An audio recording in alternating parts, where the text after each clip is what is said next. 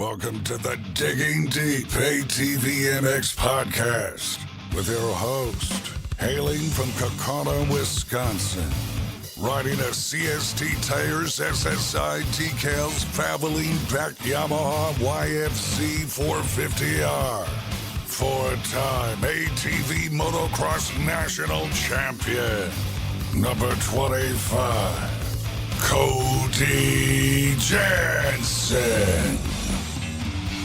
What's up, everybody? We're back. I'm your host, Cody Jansen. This is episode 79 of the Digging Deep ATVMX Podcast, presented by our title sponsor, CST Tires, available for purchase at shop.csttires.com. And tonight, we have a stacked lineup in store for our 2022 Daytona ATV Supercross review pod. The 2022 ATV Motocross National Championship season has arrived, and the 8th annual Daytona ATV Supercross was just as crazy as you would have expected. On the episode ahead, you'll get the inside scoop on everything that happened at another crazy Daytona season opener. Our guests tonight include event winner Joel Hetrick, near winner Brandon Hoag, Pro Sport winner Brett Musick, WMX rookie and runner-up finisher Kinsey Osborne, and Casey Greek joins us to help break down all the action. So kick back, relax, and let's relive and rehash the 2022 Daytona ATV Supercross with the people that were at the center of all the action. Let's quickly shout out all of our incredible partners: CST Tires, go to shop.csttires.com, Yamaha thanks to Blue Crew, thanks to SSI Decals, DID Racing Chain, Namura Technologies, Bronco ATV and UTV Components, Impact Solutions, Launderville Steel Enterprises and Concrete Supply, the financial advice of the Haymore Financial Group, Forworks Carbon, DP Brakes, Factory 43, Integrated Financial Concepts and their Safe to Race and Safe to Ride insurance programs, Binky's Forever ATC Museum, Evans Waterless Power Sports Coolant, and Manscaped. Get 20% off and free shipping with code DIGGINGDEEP20 at manscaped.com. Their clippers rock, their nose hair trimmer is amazing, and the new Lawnmower 4.0 electric trimmer is next level. Outside the industry sponsors are rare in our sport, so help us keep Manscaped involved with Digging Deep and involved with ATV motocross as a whole long into the future. Manscaped's signature line is the Performance Package 4.0, which includes the new Lawnmower 4.0 electric trimmer that I rely on to help keep my beard on point, the best nose hair trimmer ever created, and an array of goodies like deodorant, boxer briefs, a travel bag, and more. So check out Manscaped. I wish I would have sooner, and get 20% off with free shipping by using code DIGGINGDEEP20 at manscaped.com. Support all the great companies that support us, and for any products that fall through the cracks, click that Rocky Mountain ATVMC banner on our website to help us out. The 2022 season is here, and we both know you still need parts and gear. No matter what off-road gear parts you need, Rocky Mountain ATVMC has you covered. But before you buy, simply click that Rocky Mountain ATVMC banner on our website. By using our specific link, we get a percentage of what you buy on the back end, enabling you to help us out while purchasing the parts you need anyway. And did you know that you can buy OEM parts from Rocky Mountain ATVMC as well? Yep, shipped right to your door. So click that Rocky Mountain ATVMC banner at diggingdeepatvmx.com to help us out while satisfying all your gear and parts needs. You can also find our new Amazon widget on our homepage, so same concept. Click the Amazon logo on the right side of your screen, purchase whatever your heart desires, and that will help us out down the road. We can't thank you enough for that. One new donor to shout out this week: Anita Yankee. Thank you so much for supporting us all the way from Argentina. And if you are interested in donating and hearing your name on the show, you can find the Patreon or Buy Me a Coffee donation links on our website. And major thanks to all of you who have donated. You guys freaking rock. Now it's showtime. The 30-second board is up, it's sideways, and the gate is down. Time to dig deep. Let's go. All right, guys, the 2022 ATV Motocross season has officially begun. The 8th annual Daytona ATV Supercross is in the rear view now, and we're here to break it all down. We have a stacked lineup for you tonight, starting with a man who is tied for 22nd in Digging Deep ATVMX Fantasy, brought to you by Manscaped and his new Weed Whacker ear and nose hair trimmer. Get your own today and get 20% off plus free shipping by using code DIGGINGDEEP20 at manscaped.com. From Impact Solutions, say hello to Mr. Casey Greek. And Casey, the real question is, how did all of your ATV fantasy teams perform? Because you told us you were going to have a handful of them. Yeah, I chickened out. Um, well, under the radar, I'm gonna chicken out. But no, I didn't. I just did the one. I actually didn't sign up until Tuesday morning, but I actually had to go sit down and like take a minute to sign up and pick my team. Man, it feels good to be in the top 22. Believe it or not, because really, I think that's tied for like third. I think you're right. Yeah. Just with like 40 other people, but you know, it's a start because I think last year I was in the 100th. Oh yeah, you could be me. You could be in 189th. Yeah. I was That's looking. how it was. I was looking good until Brandon's bike broke. I was looking great. Yeah, I was good, and then I wasn't, and then I was good again, and I was just okay. It came back around. No, 22nd is a good deal, because the thing is that why it's so competitive is there's not very many points that separates anybody, you know, like everybody's pretty tight. So to be where you are right now is a good place to be. So talking about the actual racing, not fantasy stuff, Daytona is always wild, and this one surely lived up to its reputation. But when I texted you yesterday, Casey, you called it the Daytona show. So was it wilder than normal? Give me your overall thoughts on the event before we dig into all the stuff that went down. And I think anyone that was there can completely agree with me. And it's not to be negative, obviously. That's not the way I am or the way I think about the sport in any sense, but it was just between the weather and the low spots in the track, the narrowness of the track, then the weather coming back, and then the starting gate breaking. It was just a lot of things that were way out of any of the promoters' hands, Daytona itself's hands, the riders' hands, anything. But then it was like once the gate dropped, it's the first round, and these guys are fired up, and it was just melee. And the pros did a pretty decent job where it wasn't just straight carnage, but there was plenty of it. But man, exactly what I said and how I felt pro sport was going to go went.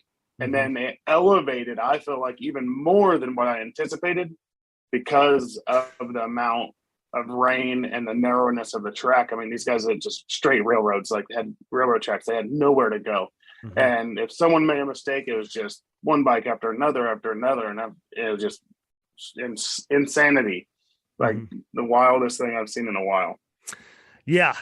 Definitely a lot of things to discuss there. We'll get into all the racing and break it all down for you, but I don't want to get in too deep before asking you for your first Impact Solutions impact moment of the 2022 season, where we highlight something good and positive happening in ATV racing. What do you have for us, Casey? Really, I think it's pretty easy. It's Joel Hetrick. Just as I was walking out of the stands and cutting back across to get to the podium, I got to look over and Joel was standing on his seat, which is a picture of it. I think everyone, and of course, by the time this comes out, everyone's got to see that picture. And just the sheer joy and like, it just like right now, it just gives me chills. And I know like, as soon as I looked over and I seen him standing on his seat, with his hands out, looking at the sky, just like, oh my God, like the monkey's off my back again. Like I pulled it off at Daytona after the disastrous, last year. It was huge impact to me and about how much winning means to those guys and everything, and then the complete other side of it is watching Brandon Hoag, very well could have possibly been on his way to his first win. There wasn't any real spots for Joel to make some kind of crazy move or an aggressive pass.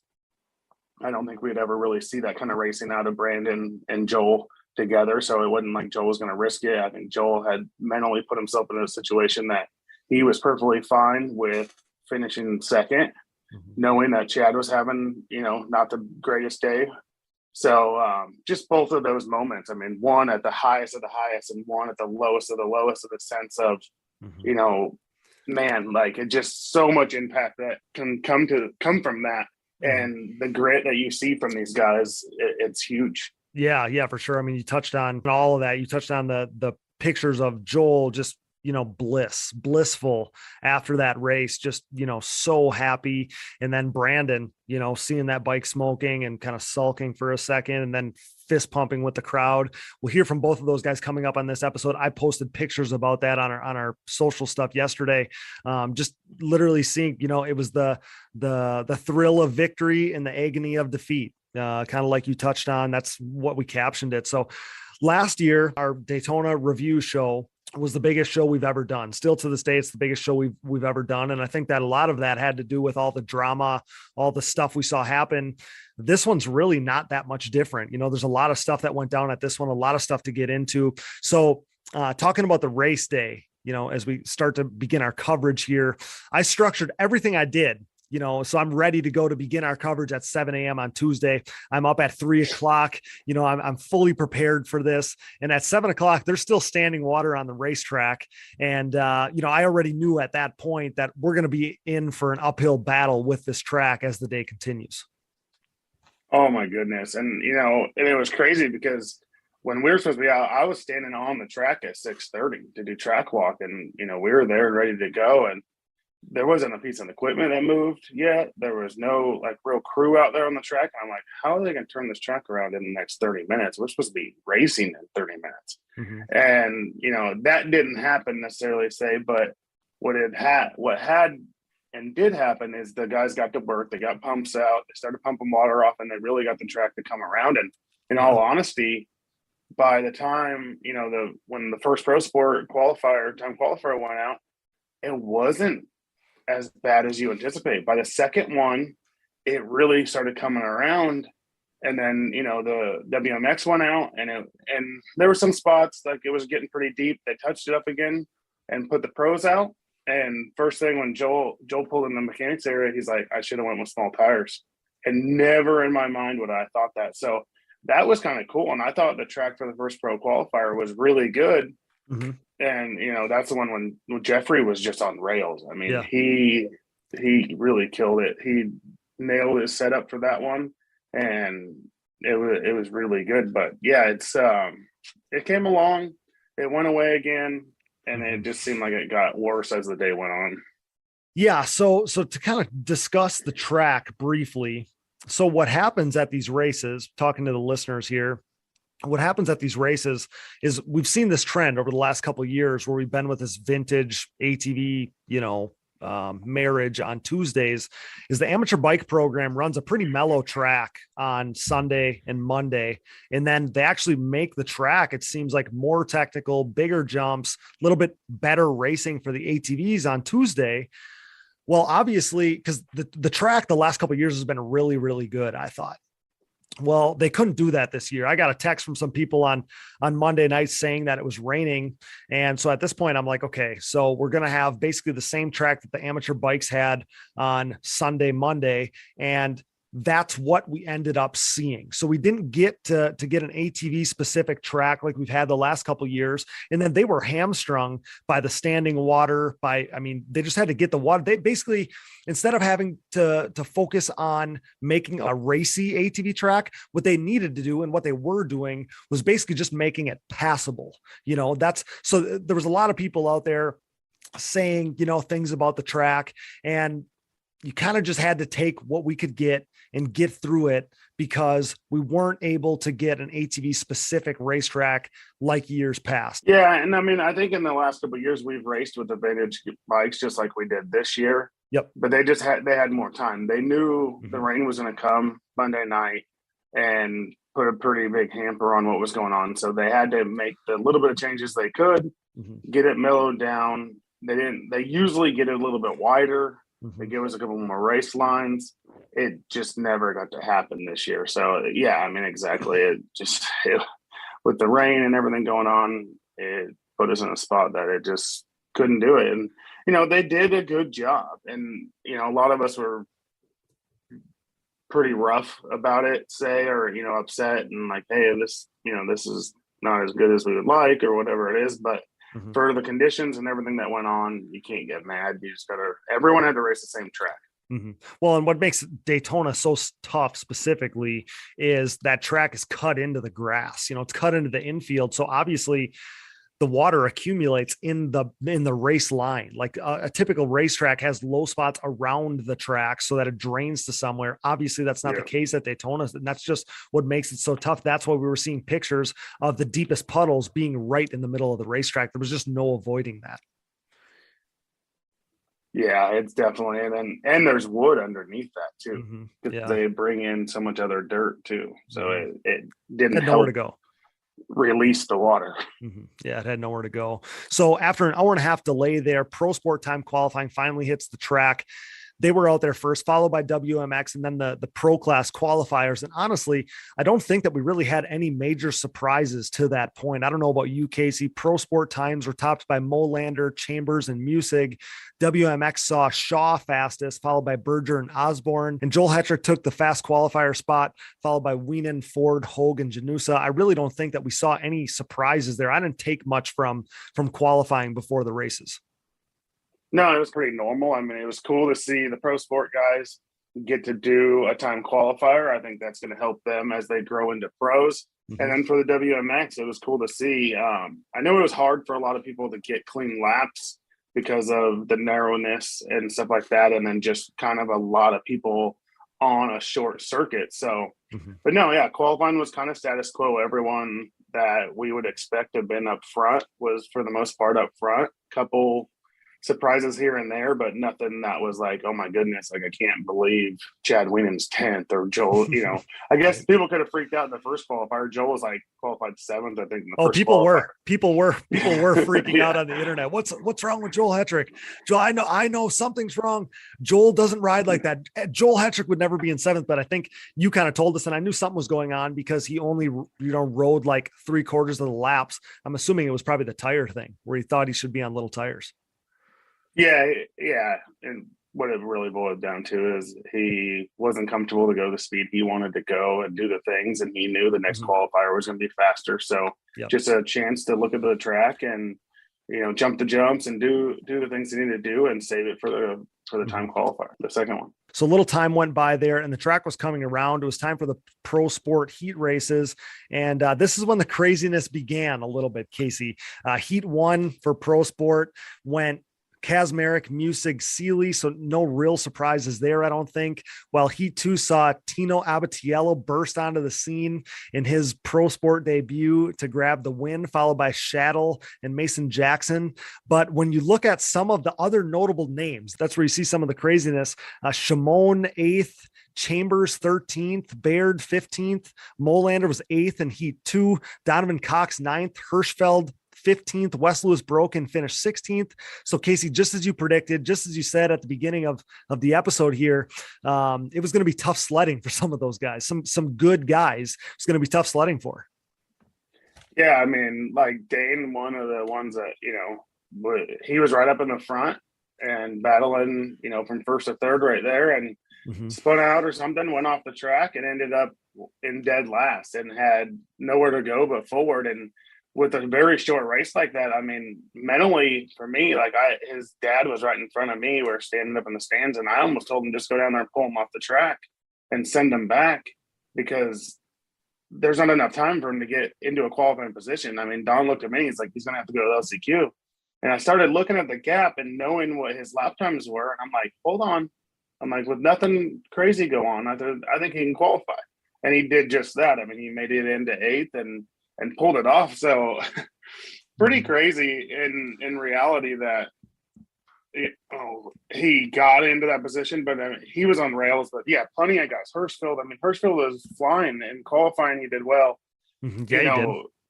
Zach, Wes Lewis was fast. I mean, everyone was really good. And these guys didn't make it. I mean, Baird had moments that I watched him ride that I was like, holy, like he has the speed to win. There's just a lot of things that didn't go the right direction. Yeah, there was so many great guys out there, and the class is so stacked and on a small track. And the other thing that you have going on is so many different range of abilities there in that class. Yeah, there's just a lot going on there. So a lot of takeaways, a lot of craziness in those Pro Sport heat races. There'd be more craziness to come. And another surprise that we saw was in the WMX heat when Madison Trower, we know she's a good racer, but she held on for an impressive win over Kinsey Osborne, Andrea Berger, and Neve Shaw. She ended up 4th. We had some young ladies up front in this one, Casey, right away. That was pretty cool to see. Yeah, it was awesome. And, Maddie, she's so awesome. And the family's so awesome. And to see her get out front and get to put in, a moto like that and pull it off, it was incredible. And I talked to her a little bit after, and she's like, man, I really realize how, I'm not in a good enough shape yet to be up here. But at the same time, like, you pulled it off, and that was cool. I mean, and it wasn't without some heavy hitters behind her. I mean, who, all have, the potential of winning. We've seen Kinsey Osborne. I mean, she really burst onto the scene and got in there and mixed up with those girls that are kind of veterans of that class. Mm-hmm. Yeah, for sure. This is approximately, Casey, when the starting gate issue arose. So what can you tell us about that? There's something with the ram that lifts and drops it, and the solenoid was blocked, or the air valve was blocked. And so then we did a flag start to try to buy some more time. I mean, and they were down there working on it. I mean, they tried. They even brought another one in, but I think it was a valve that was actually in line. They had to pull all the line out to get the line back in. The amount of time it was going to take with us already being rain delayed, going through all that stuff. I mean, it just there wasn't enough time to make it actually happen. But I saw all these people bitching about, why can't you fix it? Why can't you fix it? It'd be fixed if it was this, it'd be fixed if it was that. And the thing is it's not like a typical gate at a typical track. It's not that easy. When you have a situation with, an intricate, I believe they're air powered, right? If it's an air powered gate like that, it's not just as easy as, welding a tab or whatever, like you'd have a problem at a different track. It's not a totally different concept, totally different issue. Yeah, it's not a manual gate, and which, I mean, some of the bigger tracks that we go to and stuff are going to these hydraulic or air style gates because it's a lot less work. It's more efficient. They react right. They react the same way every time. So yeah, I mean, it's just an issue that happened. I was standing pretty close to Tim Cotter and Kerry Joe, and I heard him, flag drop, and I had already said that. I was like, let's just go flag drop, flag. And that's how they take off, and, go old school, or let's get a rubber band. But, rubber band start would be great if they had rubber, what they needed on hand. They didn't have what they needed on hand. So it is what it is. Mm-hmm. They did the best they could for the circumstances. And I can tell you what, like, everyone can say what they want to say. Everyone's going to say what they want to say. Everyone the rest of the day had to start with a flag. Yep. From the pro classes, and it wasn't just against the ATVs. The vintage guys had to do it, and if they would have had their RCSX, they would have done the same thing, because that entire schedule, or that entire event from Friday to Tuesday, and then even on after all the off-road people leave and it goes into road racing, is on such a tight schedule. I mean, they were moving in the road race guys were moving in before we were even done racing. Sure. They already had awnings set up and for their sign-up trucks and all that kind of stuff going on. So, I mean, it's really a tight schedule. Yeah, for sure. There was a lot of hurdles to have to deal with there. So like you said, flag start for Pro Heat 1. And like you said, I figured that we were probably just buying some time to fix it, but it just wasn't going to be in the cards. So in that first race, we'd see that first flag start. It was going to be flag starts for the rest of the way here. And we saw Chad Weenan check out, followed by Max Lindquist and Jeffrey Rastrelli in Heat 1. But late in this one is when the rain began to fall again. And I mean, it started to get, pretty sketchy, not real pretty quickly, Casey. Yeah, and definitely. I mean, there was like one clay section, which happens to be the rollers.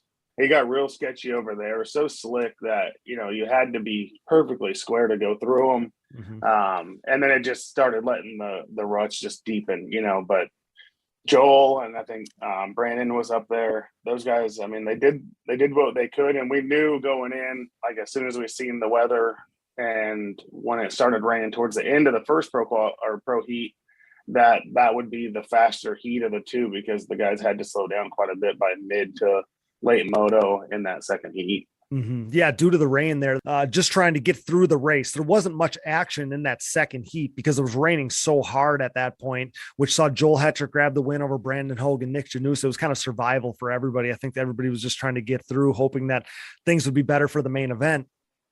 But the guys who got it worst were the riders in the Pro Sport LCQ. The track was treacherous, but credit to Joseph Chambers. He goes out, grabs the win by a mile, 22 seconds. Looked like he was just trying to make sure he wasn't going to ingest any water. So kudos to him on a smart ride and advancing to the main. And Lane Baird made a last lap pass to get into the show as well there. So credit to him.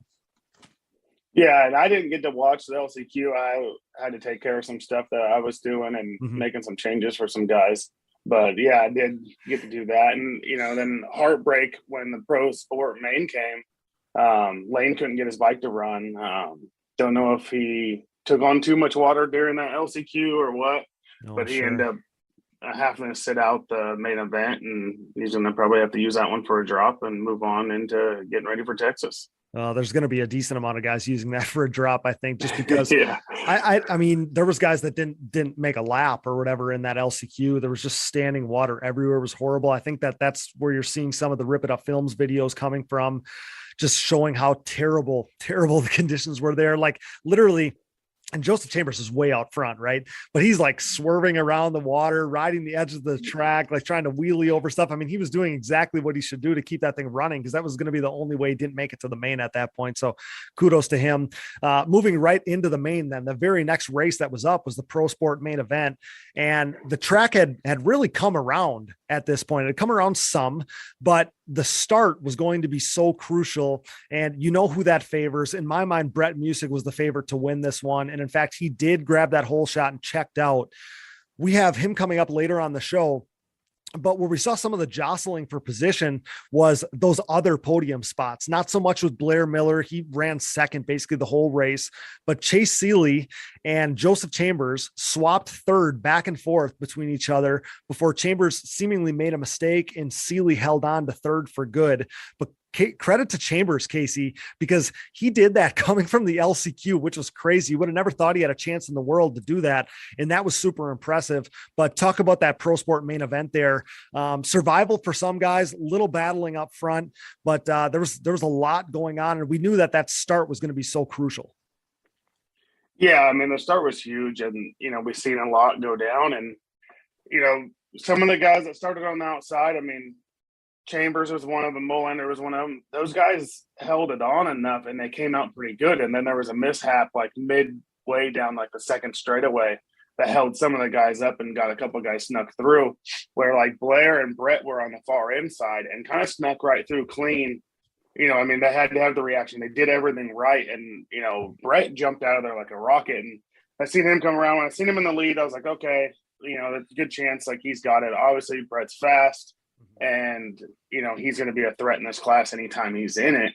And it was just from those first two back, it was just melee for pretty much the whole time. Chase Seeley and Joseph Chambers, I mean, they battled, but it was like the battling was who was going to make the next mistake. Right. And then when one of them would make a bad mistake, get pulled off to the side of the track into the real deep stuff, the other one would get around him.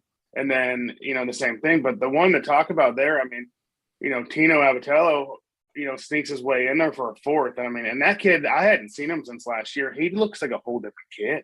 Okay. I mean, he's like shredded up. He's just been really putting in the work. But like Mason Jackson, I think at one point Mason was all the way up into third or fourth. And, for a couple corners or something, and then something happened and he got sucked back to the back, and then like Ian Juka, another solid. It was a quiet ride for Ian. He wasn't happy with his qualifying. He wasn't super happy with his heat race. He felt like he should have been battling up there in the front of the heat, and he was just kind of like in the mid pack. But for him to come out with the top 10, I mean, that's, I think there's three Pro Sport rookies that were in the top 10. And then you got some of your heavy hitters like a Jaden Launderville, Dane Molander, Zach Kasmerick that are behind those guys even. So I remember seeing at one point in time, I mean, Braden Shimon is another one that should be a top guy in this class. But at one point, Brett had come by and Molander and Launderville were hung up or something. They were riding with Brett. Like, it looked like they were 1, 2, 3. They were pushing Brett around the track. I mean, they were all three of them were the fastest guys on the track. I mean, Molander come out with the fastest lap time of the race. Just never stayed out of the carnage the whole time. And, really gutted for my buddy, Andrew Shaddle. He was riding good all day, couple hiccups. He had a bad, nasty wreck right at the finish line, like a couple laps to go, ended up getting mowed over by another rider. And then that rider got hit by someone and pushed him even further up on there. So, glad he's okay. I talked to him after the race, and I think they actually went and rode yesterday. So really happy that he's all good to go. Yeah, there was a lot of craziness going on there. A lot of craziness. I think that might have been Chambers actually that was caught up in that finish line thing there. I think that might have been the mistake or whatever that took him from third to fifth. I'm almost positive he was part of that. But yeah, I mean, crazy. As we said, and we haven't said it yet on this episode, but we did in some of our previews, that Daytona is an outlier. It's just a totally different race. So there's different things going on. There might be different guys in the mix, but in this one, kind of status quo at the top, guys that you surely could have seen being on the podium. Brett Musick gets the win, Blair Miller second, Chase Seeley third. We'll give you the full lineup here. Agostino Abatiello was fourth, Joseph Chambers fifth, Mason Jackson sixth, Ian Juka seventh, Zach Kazmarek eighth, Keaton Sturck ninth, Dane Molander rounds out the top 10, followed by Donovan Cox, Jaden Launderville, Wyndham Spooner, Richard Pinella, Braden Shimon, Mike Groff, David Gay, Maxwell Mansky, and Andrew Shaddle. And yeah, I mean, so obviously the start was everything there, but that being said, some of the obvious key players ended up on the podium. What are your main takeaways from this one, Casey? Like we said, it's an outlier, but what are your main takeaways after the dust settled or the mud settled on Tuesday?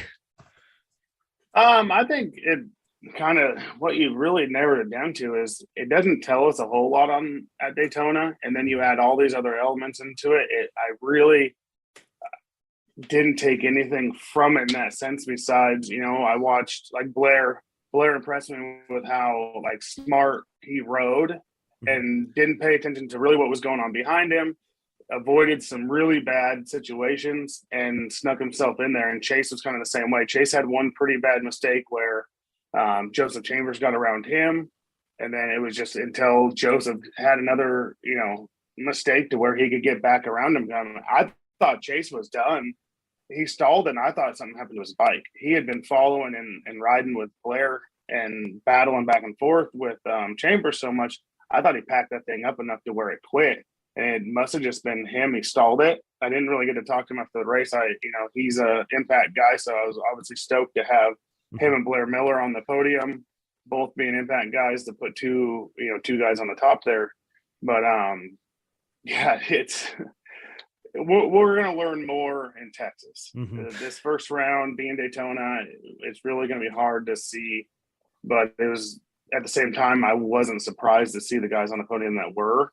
But there's other guys that I would have been, just as confident that they could podium. And I think that's the joy of this class this year. And we've been talking about that. Yeah. Daytona is atypical. And I think there is good takeaways to take away from those first guys. I guess the best way to put it is I don't think anybody should be slapping the panic button on anybody that wasn't on the podium because, again, crazy things happen at Daytona, especially with those conditions in a pretty tight one-lined racetrack. So be interesting to see as these next couple rounds play out when we go outdoors, what it's like. But I think that things will kind of return to some normalcy there. Titles. Nick Janusa to the pro class podium. Myself, Cody Jansen, as I rode my Pulse MXR fronts and white label soft compound rears to back-to-back national championships in the junior 25 plus class. And the most recent additions have us thinking a pro class national championship is on the horizon for CST tires. The Pulse MXR tire, available in soft and standard compounds, offers the highest level of traction, most predictable cornering, and superior wear characteristics when compared to the competition. Visit shop.csttires.com to join the CST takeover today, or prepare to be beat by someone who did. Joel Hetrick, Jeffrey Rastrelli, Nick Janusa, myself, and so many others are believers in CST tires. Are you? CST Tires, where passion meets the ground. You already know we're Team Blue Crew here at the Digging Deep ATVMX Podcast.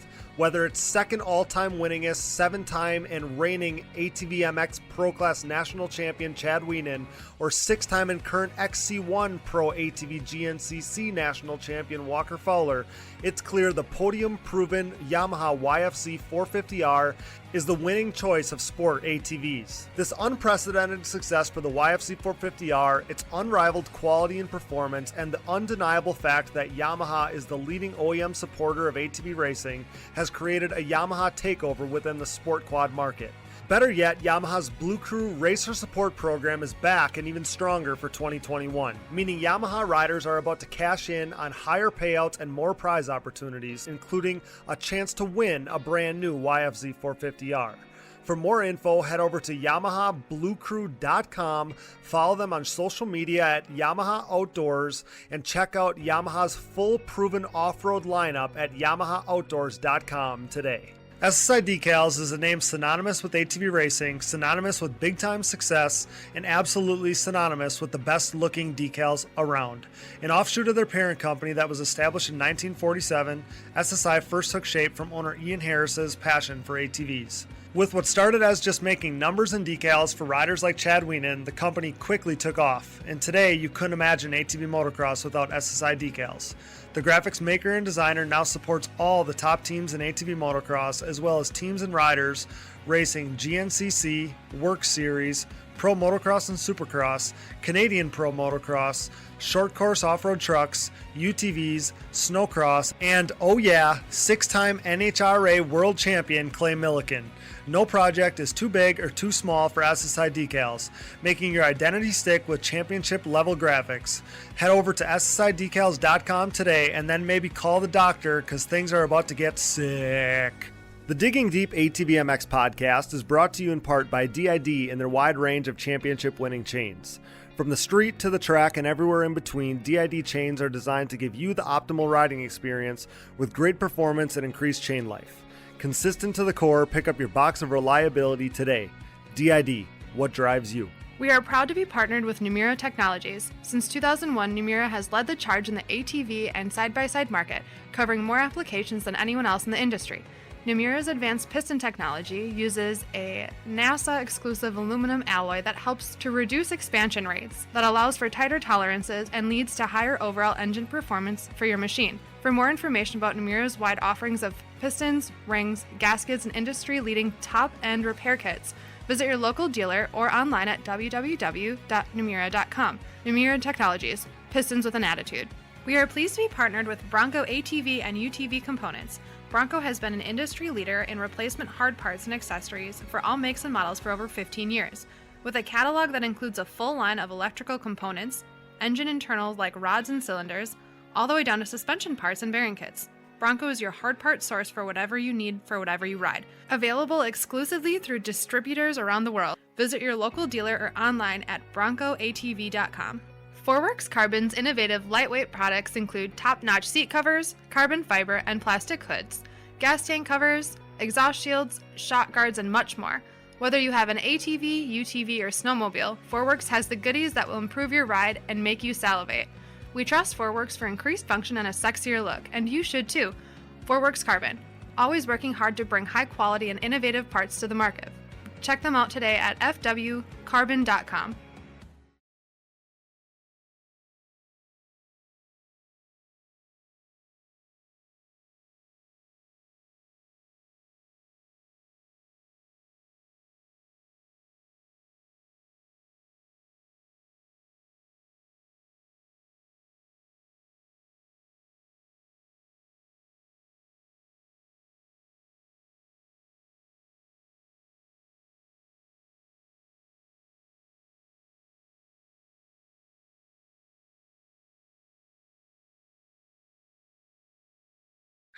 Next up was WMX, and man, we saw some awesome racing, awesome race to watch in this one. Three-time reigning, defending, undisputed class champion Andrea Berger led this one wire to wire, but at times, Casey, WMX rookie Kinsey Osborn gave her all she could handle. It was pretty impressive to see. Yeah, Kinsey was on it, and I think all of us kind of had the feeling that she would be. but at the same time, you don't know where she's going to stack up until, you get to the races and see it. I think she rode awesome. She rode well in her heat. She qualified well. I mean, kind of the tale of what could have been, and for her WMX debut, I think it was very impressive. I mean, I was down there with Jeremy quite a bit when he was, when she was on the track, and you could see the nervousness in him. You could see the excitement, and there are a lot of emotions that come out of fathers and with their kids, and with the amount that he puts into that program. So, man, and Andrea, I mean, she killed it. She did what Andrea does, and I think Neve with a little bit better start, we could have seen a little bit tighter. I mean, they tightened up to where, they were, all three of them were bumper to bumper, but Neve's lap times and qualifying were so good. I think she was almost 2 seconds faster than anyone in time qualifying. And so, but it's, again, I don't know that we've learned anything. I think we already knew Kinsey was going to be a threat.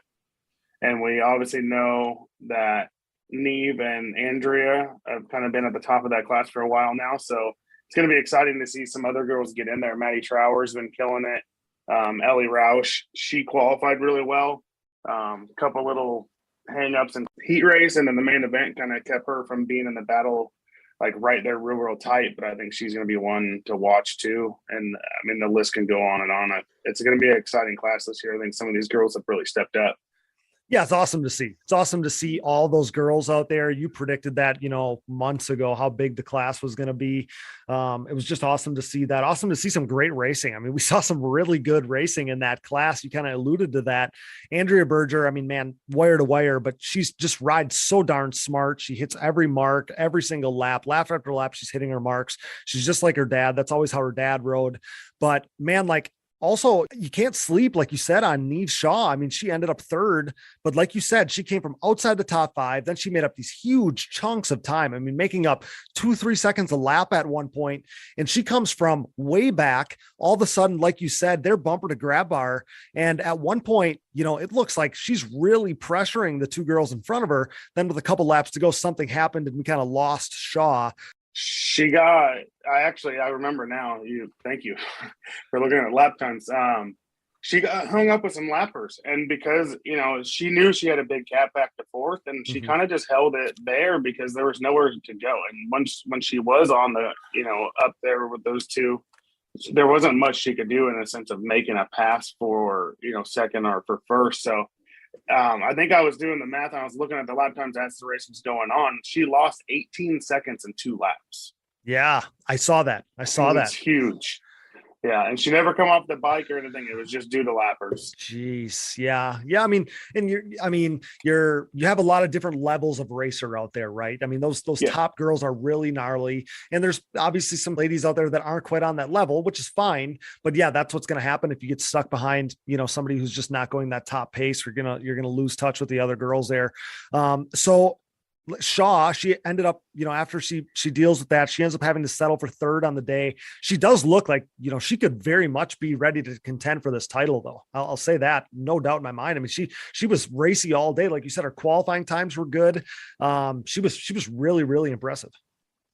Yeah, I don't think you can count her out. And that same thing. I mean, there's a couple girls right now that I think can get up there and battle with some that didn't have all that good of luck in this race. And that's why it's kind of, there's not a whole lot of emphasis, at least from my standpoint, on this race. I'm kind of like, okay, we got through it. Track was pretty gnarly. Let's move on to Texas. And I think we're going to see the cards fall out a little bit more and see who's going to step up and rise to the occasion. Yeah, absolutely. So the full rundown here will give you Andrea Berger with the win, of course. Kinsey Osborne, an impressive second. Neve Shaw, she gets up to third, settles for third in this one. Madison Trower finishes her strong day with a fourth. Ellie Roush, she ends up fifth. Holly Carroll, sixth. Shelby Cambrando was seventh. Olivia Joyner, eighth. Michelle Grant, ninth. Brooke Schneider, 10th. Megan Giblin, Amber Burnett, McKaylee Vantium, Michaela Newell, Chelsea McKinney, and Jasmine Poole rounded out the rest of the class there. So of all the racers, we saw some great racing at the front there, but of all the racers, Kinsey Osborne, newcomer to the class, she was more impressive than anybody. She impressed me so much. Let's get her in here to talk about a truly impressive debut for her. What did you expect? You put that thing on the podium. You were up front all day, like battling for the lead in the heat race, right there for the lead in the whole main event. Is that what you expected? No, honestly, I was thinking to myself on the gate, I was thinking just finish the race, don't get stuck, just finish basically, or maybe top 3, but I wasn't really pushing it. So yeah, well, it was awesome. I literally said out loud when I was watching the main event, I literally said, how cool is this? Because, Berger and Shaw are the Wienen and Hetrick of the WMX class. So we basically watched a rookie get in the middle of the battle with Wienen and Hetrick. I just thought that was so special. And I don't know what you think. I mean, I'm sure you somewhat look up to those girls, but to find yourself battling with them right away, that had to be a pretty special feeling for you. Yeah, it was just really, really cool. And especially being able to go down to Daytona, that's awesome. I've never raced Supercross format or anything like that. Right. So it was a cool experience. Yeah, that's awesome. You can't explain to somebody how cool it is to be in the middle of there. It's like Daytona, the infield is like a town inside of this giant speedway, and then to race in there and just look up at, the stands in front of you when you're sitting on the gate. There's nothing like that. Yeah, I haven't. That was the first time I've been to Daytona and at the Speedway, and it was just awesome. Yeah, it's unreal. So it looks like you're going to be a podium contender with these girls long into the future. So that's why I wanted to get you on here to basically introduce you to our listeners. And, there was times, Kinsey, where it looked like you could legitimately make the pass for the lead in that main event. I know it was pretty one-lined out there, but you were, riding with some serious urgency, and every lap on the finish line section specifically, you would get right up on Andrea's grab bar. You had something dialed in that section. Yeah, I mean, mostly I was just trying to stay smooth, especially with all the ruts going on, and I had a lot of arm pump, but I'll be training and working on that. So hey, you don't have any excuse, with your dad having Briarcliff there, got a great tractor on it. You have no excuse to have arm pump. Yeah, well, the Ohio weather is really getting us right now. So hey, I'm from Wisconsin. I know exactly what that's like. But how's the 450? So you're running basically a very similar quad, right? But it's got a 450 engine now instead of the 250. How is that? I like it a lot better. Just power wise, everything, it feels better. I don't know, on the 250, I felt kind of restricted. Okay. And just, especially on the start for 450s. Last year in the women's 15 plus on a 250, I just never got the good start.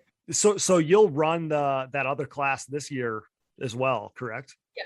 Yeah. So you'll be a contender in that one too. And I think we talked about with our other, with Andrea when we've had her on the show, and I think with your dad as well, but Jeremy Osborne, owner of Briarcliff, maybe I should have said that already. We kind of hinted at it, but we talked with them how cool it is to have that girls or women's 15 plus class, just to have another class for you guys to race, and for you to have raced, some of the WMX riders, not the top ones, but some of the WMX riders in that class already. That's just such an awesome bridge class. I mean, to think, obviously you're a heck of a rider, but if you had to go directly from the 250 to WMX, that would be a big jump.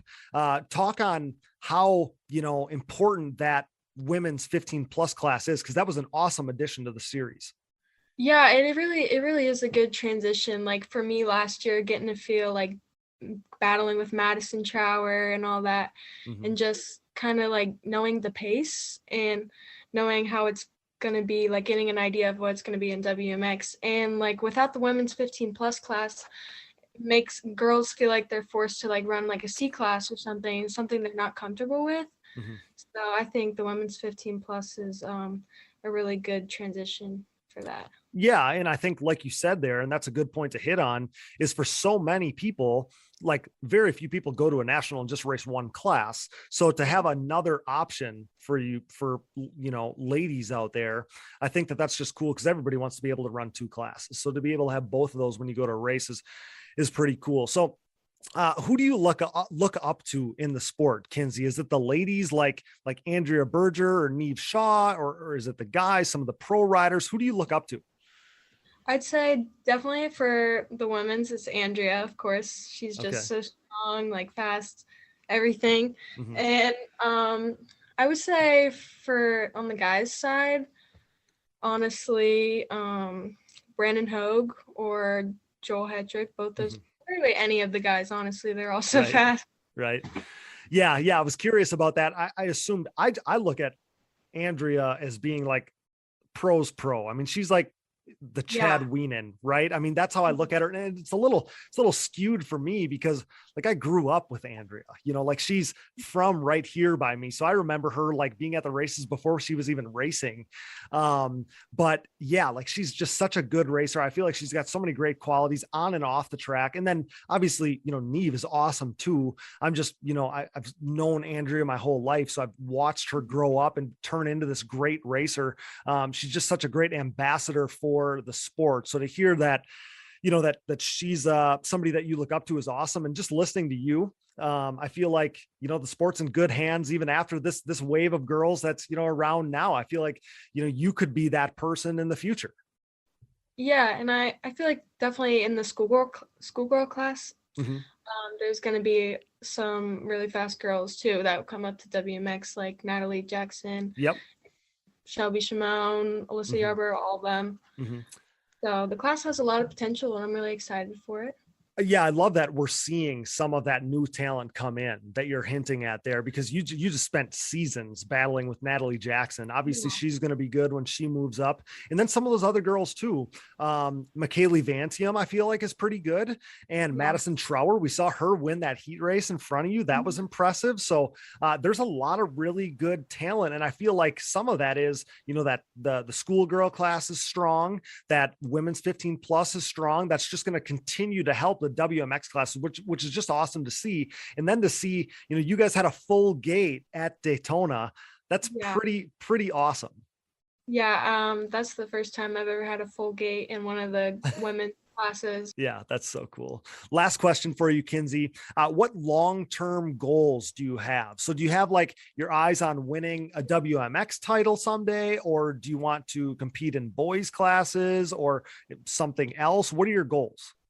So first off, this year, I definitely want to win the women's 15 plus and top 3 in WMX, and then maybe next year WMX championship.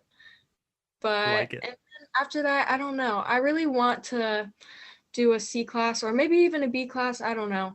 And just like work my way up to it. But right now I just need to get used to the WMX 5-lap motos and like having both motos on Saturdays. Because it's just a lot right off the jump. Yeah, for sure. That's a great answer. And yeah, you've seen Andrea Berger do really good in some of those classes. She won a B class race last year or the year before. Like she's gnarly. So yeah, definitely following her footsteps, I think is an awesome thing. But Kinsey, yeah, it's awesome to talk to you. You had such an awesome race on Tuesday. I don't know even if you're giving yourself enough credit. Talk about your dad. How nervous was dad? How psyched was dad? Tell me about that. He was really happy afterwards. I mean, I don't really know if he gets nervous before my races, but he was really proud. And he just does so much for me, like getting the bike ready. Actually, 2 weeks ago at Deckers, my bike blew up. My new race bike blew up the first lap. Shoot. Oh my gosh. He was working like every night, every day to fix it for me so I could race. And I just really appreciate him for that and just always being there. Yeah, he's an awesome guy. That was a great answer on your part. Kinsey, it's been cool to talk to you. We had to work around your high school schedule. So, we had a little hurdle to work with there, but I had a feeling that you were going to be super good this year. I'd been talking about it on some of these shows, and I think you even did better than I expected at Daytona. So we're stoked to get you on here. Great job. Congrats. And I look forward to seeing what you have in store for us at these next rounds going forward into the summer. Yeah, thank you so much for having me. It's really, really cool to be on here. Great job, Kinsey. You keep killing it, and we'll get you back on. Okay, thank you. Thanks so much. Good job. Congrats.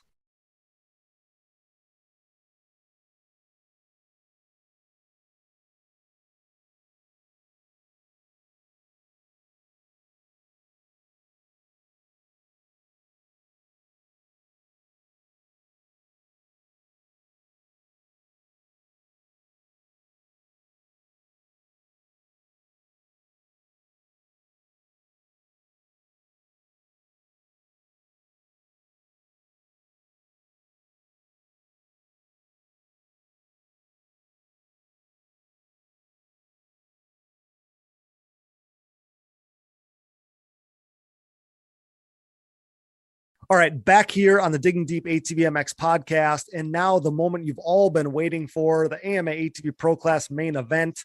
And there's only one way to start our coverage. We have to get this man in here to talk about a race he'll never forget. All right, guys, this next guest stole the show at Daytona. The ATV world is still talking about it. Brought to you by our friends at SSI Decals, making your identity stick with graphics and decals made exactly to your liking. Get started today at ssidecals.com. We're here with Brandon Hoag, of course. Buddy, take me through your emotions just 2 days removed from your heartbreak you suffered with the finish line basically in sight on Tuesday at Daytona. Yeah, I was hoping it would get a little better as the days went by, but as of right now, it got a little worse. I've got more time to think about it and like keep going through every lap in my head and everything. But like I'm doing pretty well, and it's really motivating with the training right now and like my confidence and all that stuff. So that's all good. But it definitely, now that I've slept on it a few nights, like it definitely hurts for sure. I assumed that was, going to be the reaction from you. The one thing I will say, though, it's got to give you some solace knowing that you can do it. Like you can go to the line now knowing like, hey, I can lead laps. I can get hole shots. I can probably win one of these things. That's got to be a feather in your cap, because until this point, you've never had a race like you had at Daytona. We saw you win heat races, and Daytona's past, but this was still a first for you. And though I gotta believe it feels like you were robbed, I know I get that. But I feel like that still has to be a good feeling, something to hold on to, knowing that, hey, like there's nothing that I'm not capable of when I go to the gate. Yeah. Even the coolest thing for me about all of it was all day I felt like I was even more capable of better riding than even I did. Like even in qualifying, there was one part of the track that I really was struggling in, just because, the way my bike was, and I was in the middle of a shift pattern and stuff. And like, I knew there was one part that I was super slow in. So like even the qualifying laps didn't go how I know that it could have went. And then in the heat race, I came out behind Joel, and I was watching Joel ride and just the way that I was riding. And I felt super confident that in the main event, I had more in me to like go faster and push the turns harder. Sure. And I also saw the track develop, and I knew that it would be better. Like, not to say that it was just, my confidence was really high, like the whole day. I kept telling the Musics that, like, just wait till the main event, because the track will develop and I know I can push these turns, really hard. So, yeah. I thought it was a really mature day from you. In the past, we talked 2 years ago about that Daytona race where it felt like it was yours. You felt like it was yours going to the line, but it still felt like, you were almost swinging for the fences. Like, hey, like I gotta do it. I gotta do it. And it just felt like this time around, it was totally different, where things were just in your wheelhouse. You were totally in control, yet you were at the front of the pack and turning fast laps. Is that how it felt for you? Because that's kind of what you're describing. Yeah, it is. And a lot of it is just, I have a different type of confidence right now in my riding and how smart I am on the bike. And I'm really confident in the changes that we made in the off season with suspension, and not even that, but just gearing, fine tuning the bike. We did so much fine tuning on that track at Daytona that it was so good mentally to feel that change benefit me. And it allowed me to ride the track better and more in control. So like all those things, it just changed the confidence, like compared to in the past. I never really had that. So like, that was really cool. We talked about it, leading up to the season here, but the Musics know their stuff, so to have them in your corner, I think is an awesome thing. You grabbed the whole shot there in the main event. You never looked back. What was it like to have Joel breathing down your neck like that? Because kind of like we talked about being in control, it seemed like you handled it like a champ. Like, I don't know that I saw a single mistake out of you. So tell me what that was like. Yeah, it was just, honestly, I didn't even know he was behind me until about like maybe 6 or 7 laps in. I would hear on the tight sections, like I could hear his quad behind me. and I didn't even know who it was. I just kind of, I was going to guess Joel or Chad or someone. So, but it never like registered to me to get out of control and go harder. Like I knew the way the track was. If I blew out of a rut, it was over. They were going to get by me. So it was just super, like a high level of focus to not blow out of a rut. And then, I mean, I felt like really in control, even with the way the track was. And my fitness was really good. And it just allowed, like, yeah, like it was just one of those things where you're in the flow. And that's awesome. I never even, I wasn't worried about who was behind me. And I was also, one of the laps, like he showed me a wheel on this turn before the finish. And I knew that was one of the only places like he would have been able to try. So I had that in my mind and I was ready to protect that, but I didn't do too much protecting. Like it wasn't like I had to dive inside everywhere. I just took the main lines and they were fast. So it was good. Yeah. I saw, there's been some interactions and stuff on social media, right, with people talking about it being one lined and whatever. The thing is that, you were as the leader, you were setting the pace and it's not like you were holding Joel up. It was like you guys were going the same pace, you guys were together, but you weren't holding him up. You were setting the pace. So I feel like I just needed to say that before letting that get by, because, there's some people making some comments on Facebook and I'm like, what race did they watch? It surely wasn't the race that I did. Yeah. I've commented back to a couple of people because they just like, the 400EX comment, the 400EX comment.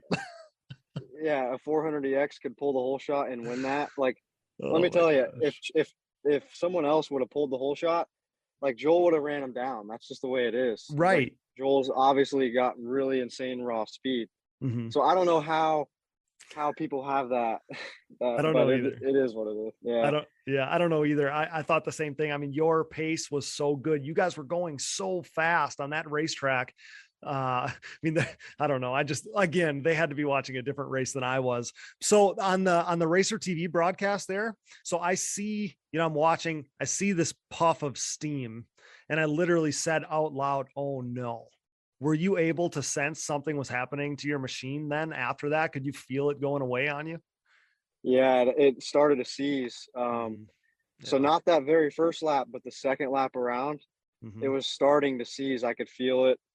And honestly, I was thinking about trying to like start to milk it, but I figured that would even honestly probably be just as bad. So I did feel it. And I think like Hetrick almost probably ran into me at that point, and I didn't know when it was going to go. And I saw it stop smoking, which I think is bad. So I was like, man, this isn't going to be good. But I was just praying for a white flag or a 2-lap card or something. Yeah. Because at that point, you're well on your way to your first career pro class victory. You led 15 and a half laps at that point. So I'm sure in your mind, you're thinking, man, we got to be pretty close to the end. And then you suffer this mechanical failure, prematurely ends your race. There was less than 4 laps remaining. You had led every lap at that point. So an obvious heartbreaker. I can't even imagine, what obviously that felt like at that point. So you come out of that corner in front of the crowd, the thing lets go. You roll to a stop, the steam surrounds you and you kind of slouch down. But then tell me what happens next, because it seemed like you had some kind of special interaction with the crowd there. Yeah, I was like, right when it happened, I was about to start crying and be emotional. And I put my head down and like got pretty low for a second, but then I realized what I just was doing.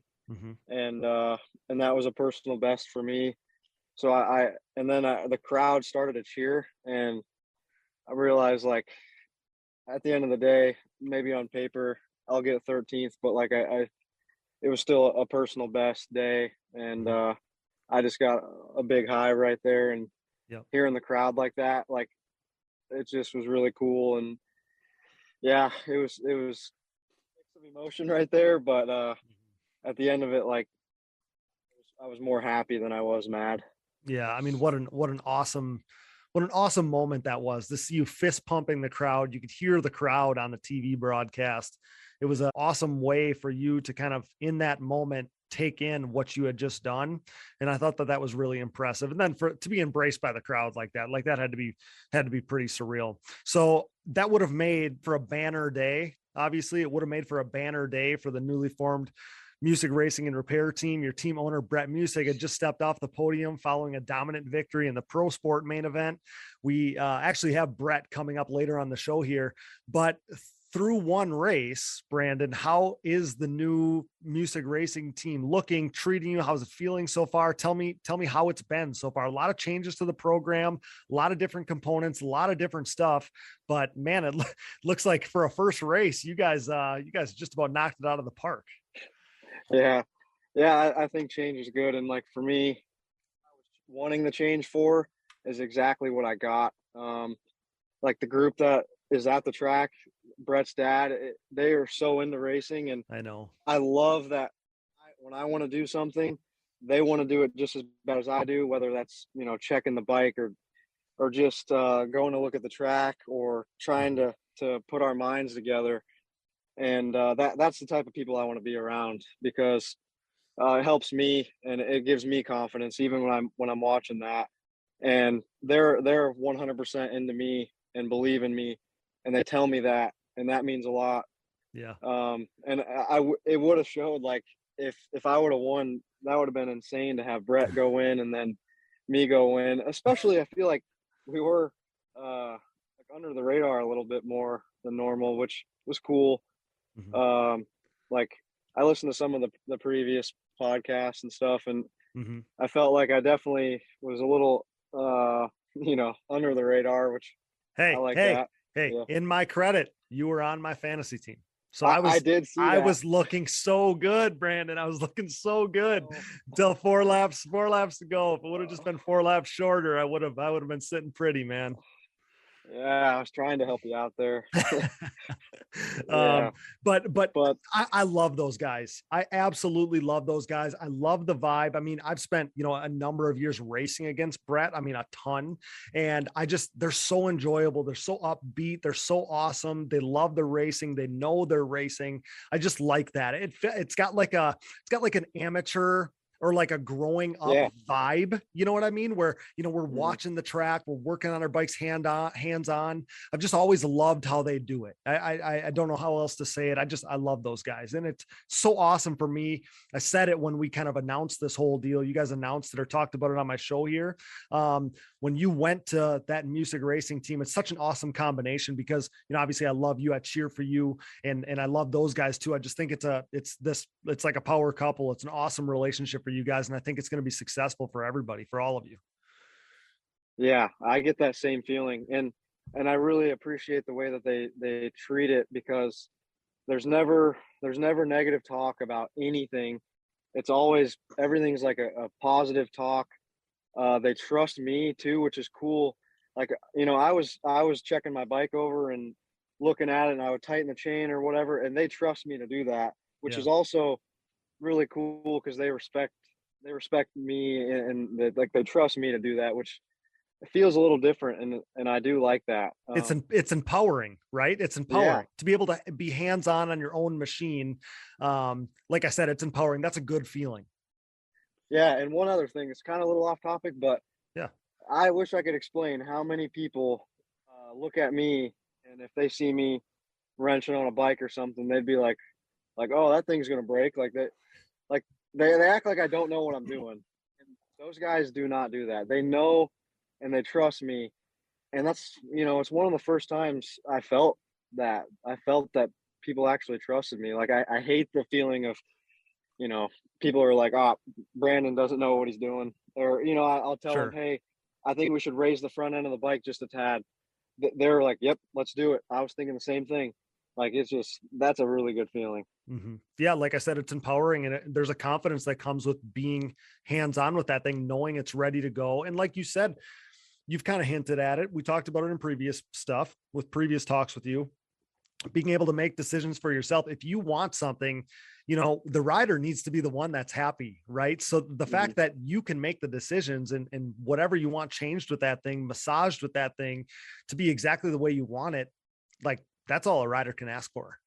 Yeah. And I wish everyone could get that. Like, I wish everyone could experience that type of group around you. It's awesome. Yeah. Well, those guys should be proud to have you, pal. I said it previously. We all couldn't have been prouder for the way you handled yourself in a gut wrenching situation in the midst of heartbreak. You handled it you handled it with the grace of a true champion. I was so proud that, like I said, they got to be proud to have you. You couldn't have handled it any better. Thank you. I think I'll look back on this one and I'll be happy that I wasn't trying to be like Harv came and got me to go up on the podium, and it actually took quite a bit to go do that. I didn't want to, and like I had my girlfriend being like, come on, you got to, and I was pretty low at that moment, but I realized I'd rather give off the image of happy and proud of that. So it was just something I'll never forget. Yeah, I don't care what the results sheet says. You said basically the same thing before. I don't care what the results say. You're a winner in every sense of the word. Everyone that knows you knows you're going to take this misfortune and use it as fuel, not let it defeat you. I mean, your day is coming. Nobody could watch what you did there on Tuesday and not think, man, he's going to get another chance at this thing. And I think that, in my mind, there's no doubt you're going to get another chance to be up there and compete for wins and podiums all season long. I really, truly believe that. Well, thank you, man. Yeah, I know Daytona is different than the rest, so I'm prepared for that. I know the rest of these races, usually it's different, and I'm fully aware, but we're going to keep working, and the program's working, Johnny's working, and like we're going to keep working on things I need to fix and improve on, but if we can try to do this at the outdoor races, then focus on good starts and just keep working hard, I think we're gonna get closer and closer. So we'll see, though. Hey, you couldn't have came up with a better starting point than, I mean, obviously, you wish you could change the last 4 laps, but for a starting point, what an awesome way. I mean, you're going into these next races with momentum. The momentum doesn't change because of what happened at the end of the race. I mean, you're going to the line, to the gate, to the track, feeling like anything is possible. Yeah. Yep. And I trust everyone behind me and the bike, and it's a really good bike. It's it's one of the few Hondas out there, but it's a really good, comfortable bike. And I'm confident to ride that thing. And yeah, like I have some momentum mentally for sure. I'm going to use that these next couple of weeks. Texas really isn't my style of track. I did really bad there last year, but we're not going to look at it that way. I'm going to try to go rip some starts and see what I can do. Hey, you got a lot of people, you're the Team Honda representative at this point, right? You got a lot of Honda guys out there pulling for you, and you wanted to be on a Honda. So that's got to be a pretty good feeling. You probably got a lot more fans than you've ever had before, not only because of what you did on Tuesday, but every Honda guy is out there pulling for you. Yeah, I love that. I love all those Honda supporters are like, let's go, man. Right. Yeah, it's awesome. Yeah. Okay. Last question before we get out of here. What do the next couple weeks look like for you? The next few weeks, I'm sure you wish you could get right back to the gate, obviously, but that's not an option. So what are you putting your focus on between now and Three Palms? Yeah. I'm increasing training volume a little bit more, and then I'm going to be riding in the next couple days. And then, yeah, it's really going to be just trying to be on the bike a little bit more towards Three Palms. I didn't get a ride too much like right before Daytona, but that's the plan, is just get on the bike a little bit more and carry the momentum there and see what we can do. I love to hear it. Brandon, I've never been prouder of you. I'm not a father. Hopefully someday I will be. But if I had a son, I would want him to respond the exact way you did on Tuesday. You're an incredible role model. You're the best, man. Great job. And appreciate you being here with us. No, that means, seriously, I hit home, man. It's, I learned from you, like, you had me at your place when I was young, and I watched you from the outskirts. I saw you every morning working out. I saw you working on your quad, and I said to myself, right, that we partner with the industry leaders in suspension tuning. Insert take the Impact aspects I learned Solutions. from you Impact and put it to Solutions is me. a full-service So, ATV and side-by-side suspension I center, greatly specializing appreciate in the that more than you revalving know, and but service of your motocross and off-road that. suspension. So, credit to you, With man. over 25 Again, years I'm of so elite-level proud. Sometimes knowledge, the box score doesn't experience, tell the and whole testing story. with riders of all Oftentimes ages and victories aren't ability just levels, measured in wins Casey and Greek, losses. Jay You're a Goble, winner, and the and Impact showed crew everybody strive that to on exceed Tuesday. Thanks for clients' giving us a little bit of your expectations for time. service Looking and forward to setup. doing this again. Impact Great Solutions job, is the and, official take Elka care. We'll talk to you suspension again soon, service pal. center of the United States, Thanks, mate. offering unmatched Appreciate product it. knowledge See you, pal. and Thanks. experience. Whether you're in need of service, parts, warranty, sales, or technical support, Impact Solutions has you covered. Head over to impactsolutionsatv.com or give them a call today. We interrupt this program for a special news bulletin. The following message is brought to you by Manscaped.com. The Manscaped engineering team has outdone themselves this time, creating the Lawnmower 4.0 trimmer, now available for purchase in the US and Canada. Join over 2 million men worldwide who trust Manscaped, an official sponsor of the Digging Deep ATVMX podcast, with this exclusive offer of 20% off and free worldwide shipping with code DIGGINGDEEP20 at manscaped.com. I'm one of the first people to try the new 4.0 and I am blown away. This thing is next level. What sets this trimmer apart from all the rest? The Lawnmower 4.0 gives you the ability to turn the LED spotlight on and off when needed for a more precise shave. It features a new multi-functioning on-off switch with travel lock for those of us who like to travel. And my favorite, the new trimmer allows you to customize your trim with 4 different guard lengths, an upgrade from its predecessor that only featured 2. If you're listening, you know that good tools are a must, so wait no more to get the best tools for the job.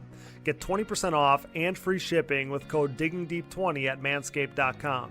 That's 20% off with free shipping at manscaped.com by using code DIGGINGDEEP20.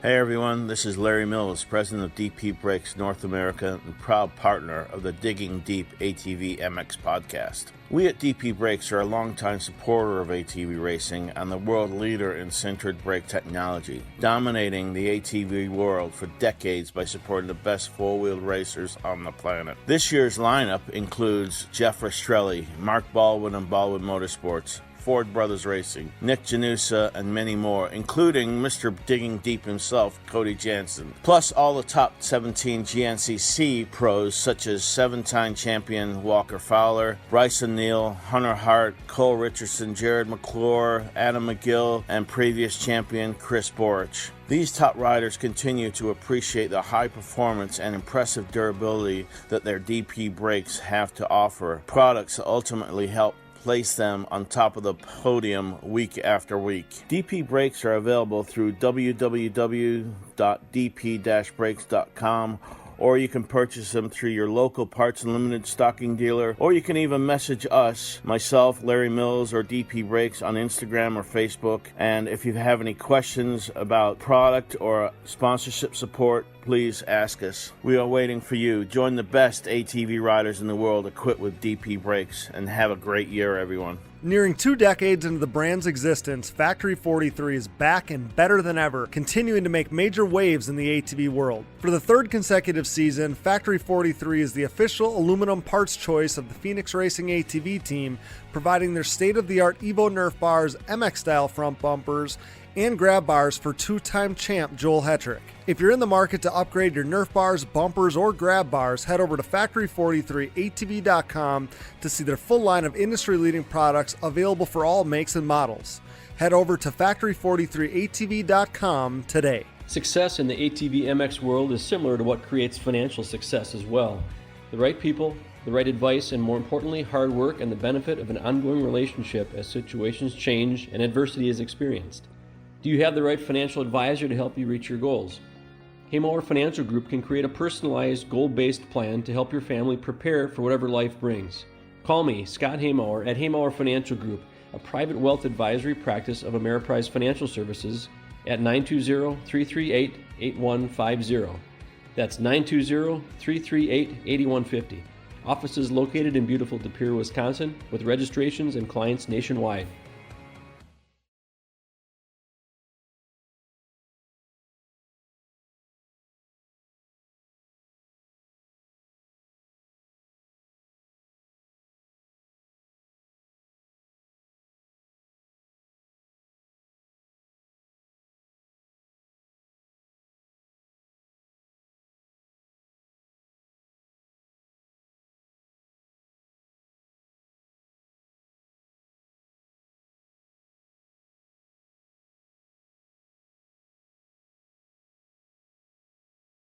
All right, back with Casey Greek on the Digging Deep ATVMX podcast. So we just heard from Brandon there. Casey, take me through what you were thinking when you saw Brandon roll to a stop and go up in smoke, because honestly, a few tears came to my eyes even. It was truly a gut-wrenching moment to kick off the season for Brandon Hogue.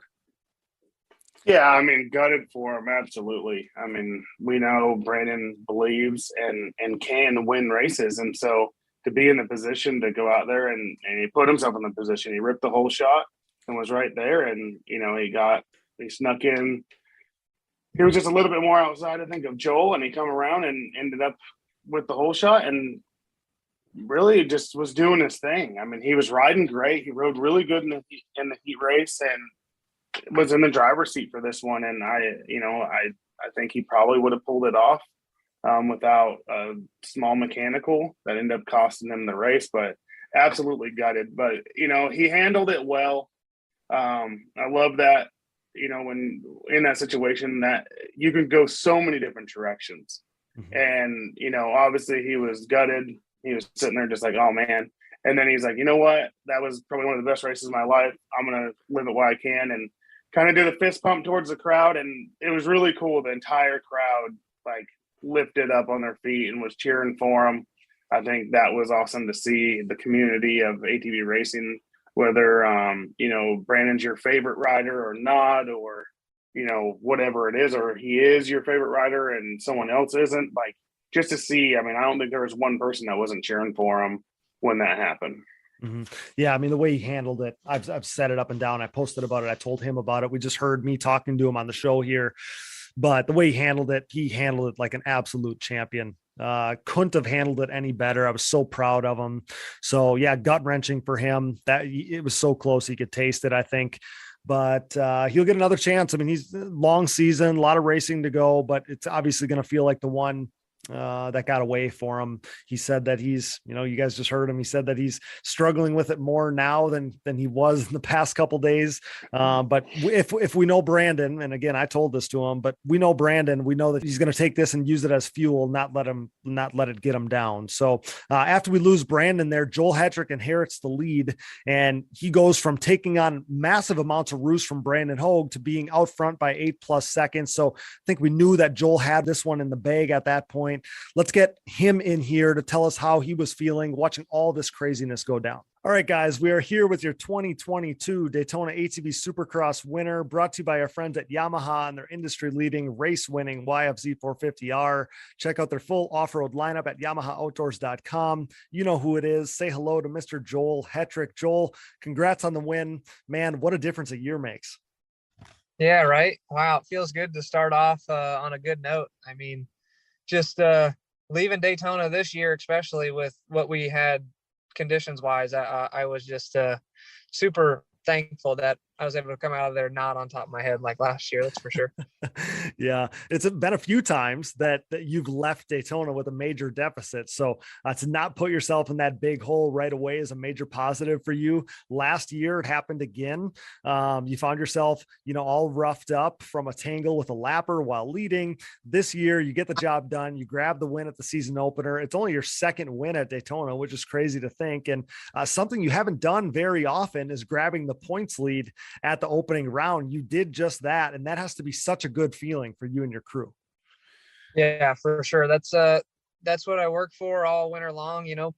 Decker training facility, the hospitality there was just amazing, and we had actual Daytona prep track is what we called it, that they made for us, and It really paid off. I mean, the train tracks that we had at Deckers, I felt like were really similar to Daytona, rough in the train track. So it was just spot on training for the event. And, I think just got that Yamaha working really good right now. And I was feeling it, I was in a positive mindset, and I'm in a good place right now. So just, it feels really good. Yeah, I mean, like you said, it has to feel so good. Speaking of feeling so good, you just returned home from spending months at Deckers. You just talked about it from doing your preseason training. How good did it feel to be in your own bed last night? Oh my gosh, you have no idea, man. It was the RV bed's short, and me being a short guy, you'd be like, oh, it doesn't matter. But my legs go off the bed. So it was a hard couple months in there, and with the family, the two kids, Eli's growing up. He started walking at a little over 11 weeks, or maybe a little under 11 weeks. He's just a little maniac right now. So keeping him under control 11 months, sorry. Keeping him under control in that rig with Evelyn and everything, it was a task at times. And them cold days really were a struggle, but it started to warm up towards the end of the winter, and we were outside a lot, and that really helped everyone's spirits, I think. Kind of bring some more positivity, more sunlight. That always helps. So it was a good time. Credit to your wife, man. I thought about this so often because, and I said to Casey, I said to some of these guys on these shows, like, it feels like you've been there for forever. Right. And I just think of Carly, she's just, and I said this to you via text yesterday, but she's such a trooper, such a giant part of your program. The fact that she's all in is so cool, but man, credit to her because, plus the 2 kids, all being in the RV, all being at the racetrack for all that time, man. That's gotta be a huge part of what makes you successful, is to have, your home life be so awesome and to have everybody be a part of your racing. I think that's what every racer dreams of. That's just so cool to me. Yeah. I feel like it just, it brings me to a comfortable level having them there with me every day. And, it was a lot of hard work for her. So just bless her with, everything she encountered all winter long. And I really couldn't do it without her. And in the days that, I didn't want to leave because I knew, it was mentally stressful for both of us and her more than me in the aspect of the kids. So for her to take that on and let me do what I did every morning and every night and throughout the days. And it's just, I wouldn't have wanted it any other way. I'm sure she probably wanted to go home, but I really didn't want them to, because it was really peaceful for me in my mind, knowing that they're there with me and I, not here in North Carolina by themselves. And it was awesome. And I don't think she's going to do it again, is from what she's told me. No, she probably will, but I don't think for the whole duration. We stayed there just a really long time. I had a riding school right at New Year's, and we were like, we'll just stay, and we did. And it obviously paid off and it worked out, but there was some tough times for sure. Yeah. I mean, she's all in, but that's a huge part of it. I mean, there's like that fear of missing out, right? I'm sure that as a father, you would just hate to be away from your family and your kids. It's like you're missing out on stuff. So to have them at the track is obviously invaluable. Like, I can't relate in a personal sense, but I can understand why that's not something you want to deal with. It's special to you. It's meaningful to you. It's important to you to have all the family together. It makes sense to me. Yeah, for sure. And I use them guys as a motivation, and being in there every day and coming in and out from riding or training and just seeing them and getting the hugs and the love from them. It makes it all worth it, and I just wouldn't change it for anything. Yeah. So I had planned on talking to you, and we'll get back to the racing. I didn't want to let this go by without touching on it, but I planned to talk to you in the fall, and it just never worked out. But I wanted to ask you about, you uprooted your life, basically. You moved, the family, you guys moved down there to North Carolina. And I wanted to be able to talk to you on how big of a, hurdle that kind of was last year, because you were dealing with all of that move and stuff in season. And then how awesome or how much of an improvement you think that's going to be for you this year to be down there, close to the shop, close to the team, obviously good weather and, good riding and stuff like that. But I'm assuming, you obviously made that move because it was going to be a major improvement for your program. Yeah, definitely. And the hurdle was real. I mean, it was a big one. And, I lost a little bit of focus on what I needed to do throughout the season, just with, selling the house and getting everything packed up. And it was just, there's just a lot going on, financially. It was great, but it just took a lot of time to get everything in order. And, now being here in North Carolina, 25 minutes from Phoenix Racing, there's just the opportunities there for me to go testing, to change the bike, to work with my mechanic, Gary. Sometimes us riders, we work all day and, riding and training and everything, and you go home, you got to work on your bike. And I still have to do that. But, some days if it's something crucial, maybe Gary could help me out. And I think that's just going to bring a little bit of stress off me. And, it was really good. When I got here last year, I was here for like Briarcliff, Loretta's, and being down here in the heat at the summer, it was like, wow, this is actually going to be really helpful, because in Pennsylvania, it was like 70s and 80s, and here it's like 80s and 90s. So the dramatic difference of weather is definitely going to help me keep, the heat tolerance there for sure. Yeah, it's going to be fun to watch, that improvement to your program play out this year. So the last thing I want to touch on, kind of mopping up the Decker, being at Deckers and everything for so long, I have to believe that makes, the feeling of victory that much more special when you put in all that work, you dedicate all that time, your family dedicates all of their own time and their presence to being there. I have to think that, all that effort and sacrifice makes, reaping the rewards and getting that victory and experiencing that success that much sweeter at Daytona. Yeah, it definitely was. It was a different feeling for me, being there, being that I went there with a plan and a goal. Someone actually commented, that's the most emotion I've ever seen you have after a race. Yeah. And after a championship, I don't think I acted like that, but I had, something in my mind before this race. And I just had to win. Like I did everything I could all off season long. And I just felt like I wanted to win. I put that in my mind and I go there and I did it.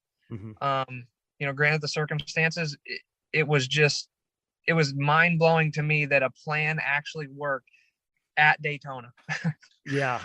Well, obviously, I mean, all these, we talked about it, like all the times where you've been thrown a curveball and you've had to find yourself in a hole. Like, obviously you don't plan it to be that way. And then obviously there's been times in the past where I'm sure the plan was just to get out of Daytona and even that plan didn't go right. So, but yeah, I mean, touching on the emotion. So we saw all the photos of you, standing on the seat. We posted them. You just referenced them. I think it was the most emotion we've ever seen you, show, hands up in the air, elated, obviously at the win. So experiencing the highest of highs for you. And then at the same time, your buddy, Brandon Hoag is, got to be devastated, right? And he's a guy that you're close to. Take me through, the emotions you're feeling there. You're experiencing this high, but you also are, probably bummed for your buddy. I mean, obviously you wanted to win, but you're bummed for Brandon. And the reason why I'm touching on this is because we saw the photos of you on the podium, kind of giving him a hug and, just trying to, make sure, build him up almost, and make sure he knows what he just accomplished and, how proud you were of your buddy for how well he rode and how well he handled the situation. You probably didn't see it in the moment, but you probably saw it afterwards, man. He took it like a champ. Yeah, man.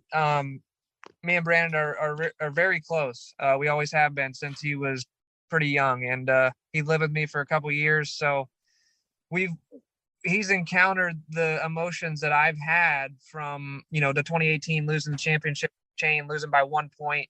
I actually brought that up to him last night, and it's a different type of feeling. So when I talked to him on the podium, I just told him, I said, I know how you feel. It'll get better. You deserve that.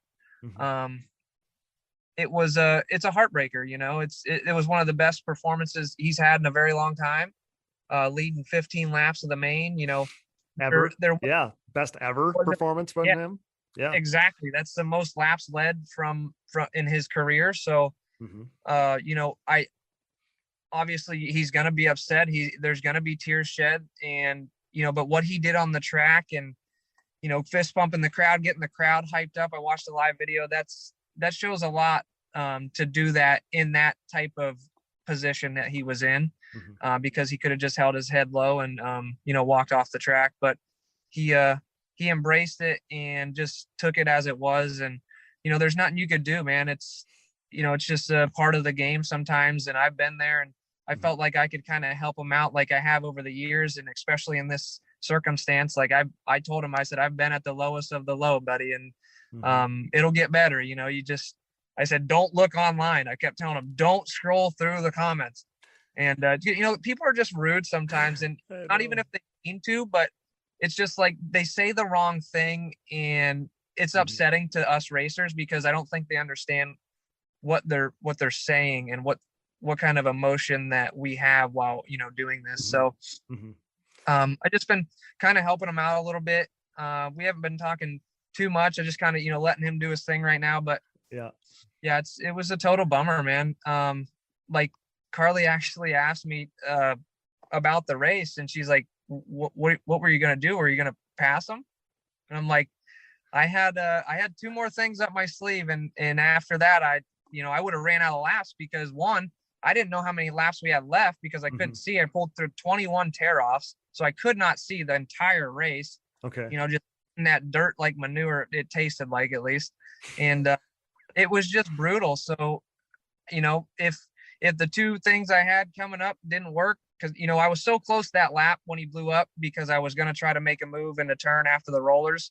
I was going to try to stuff it in there. It's going to be a little aggressive, but you had to be on that track. I really wanted that win. He was riding phenomenal. I didn't want to take him out of his podium position, but I really felt like I could have been leading the race and had a little bit of a gap if I would have got out front. But who knows, man? He had me covered for most of that race. So, props to him. Great ride. I think we're going to see a lot more out of that. Yeah, I think, there's a lot to take away there. I think that we are going to see Brandon up front. Obviously he's going to feel like that's the one that got away, Yep. We knew it was going to be tough to pass on that track. We saw that. At the same time, we did see Brandon get into the comments. We just talked to him on he came up, he was our guest right before you here on the show. And he did get in the comments. And the thing is there's some people, like you said, they don't know what they're saying. They're not maybe trying to be crappy about it, but a rider is going to take offense to it. And, what you guys do, your racing and your rep and, everything that comes along with that, you wear your heart on your sleeve. So or it's the same thing with podcast stuff, sometimes I don't think people are trying to, bitch about it, but sometimes they might say something and it's like, man, we work so hard, or you guys, you train so hard. And it's like, sometimes those, it just cuts deep, I guess, so for people to say, Brandon was only doing it because of, the track or whatever. I mean, yes. Was the track a factor? Sure. But he also led 15 and a half laps, and somebody was going to win that race. And up until, 15 and a half laps, he was the guy in best position. And you're here giving him credit. So everybody should be listening to, the guy that knows best.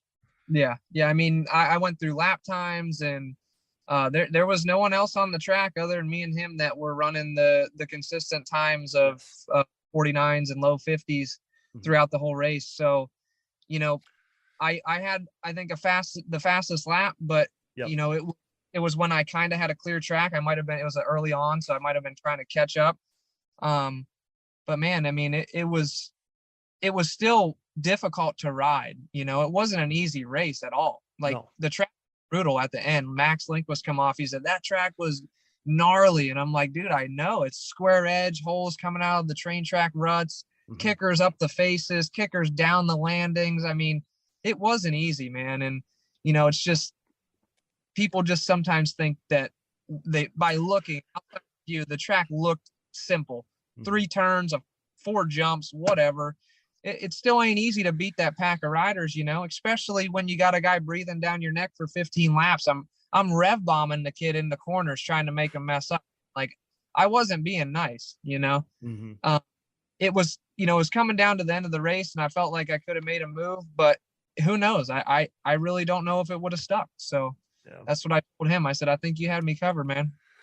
Yeah, we knew it was going to be tough, but it's just a tough break for him, but it worked out for you. You put yourself in the best position you could. You ended up being right there when something happened, and you kind of had to figure that. I'm sure that was in your mind too, not necessarily blowing up, but you had to be thinking, man, if he blows a berm, gets, just hung up for a split second. Cause obviously if you got off that main line, that was what was going to happen. I've literally thought to myself, I'm like, I wonder if Joel's thinking I need to be right there, or cause I was thinking as we start to know that Brandon's bike is going, I'm like, if that thing pukes in the main line and Joel is right there, somebody else is going to inherit the lead. Yeah. And man, it's so crazy you say that. We had a Daytona mock day, let's say at Decker's before, but the Thursday before the race. Okay. And Zach got stuck in the main line of the track. Okay. And I was right behind him. I couldn't go nowhere. And I'm thinking to myself, if this happens at Daytona, I'm screwed. I had to get off my bike and move it. So, in that race, I think it was 4 laps before he blew up or whatever.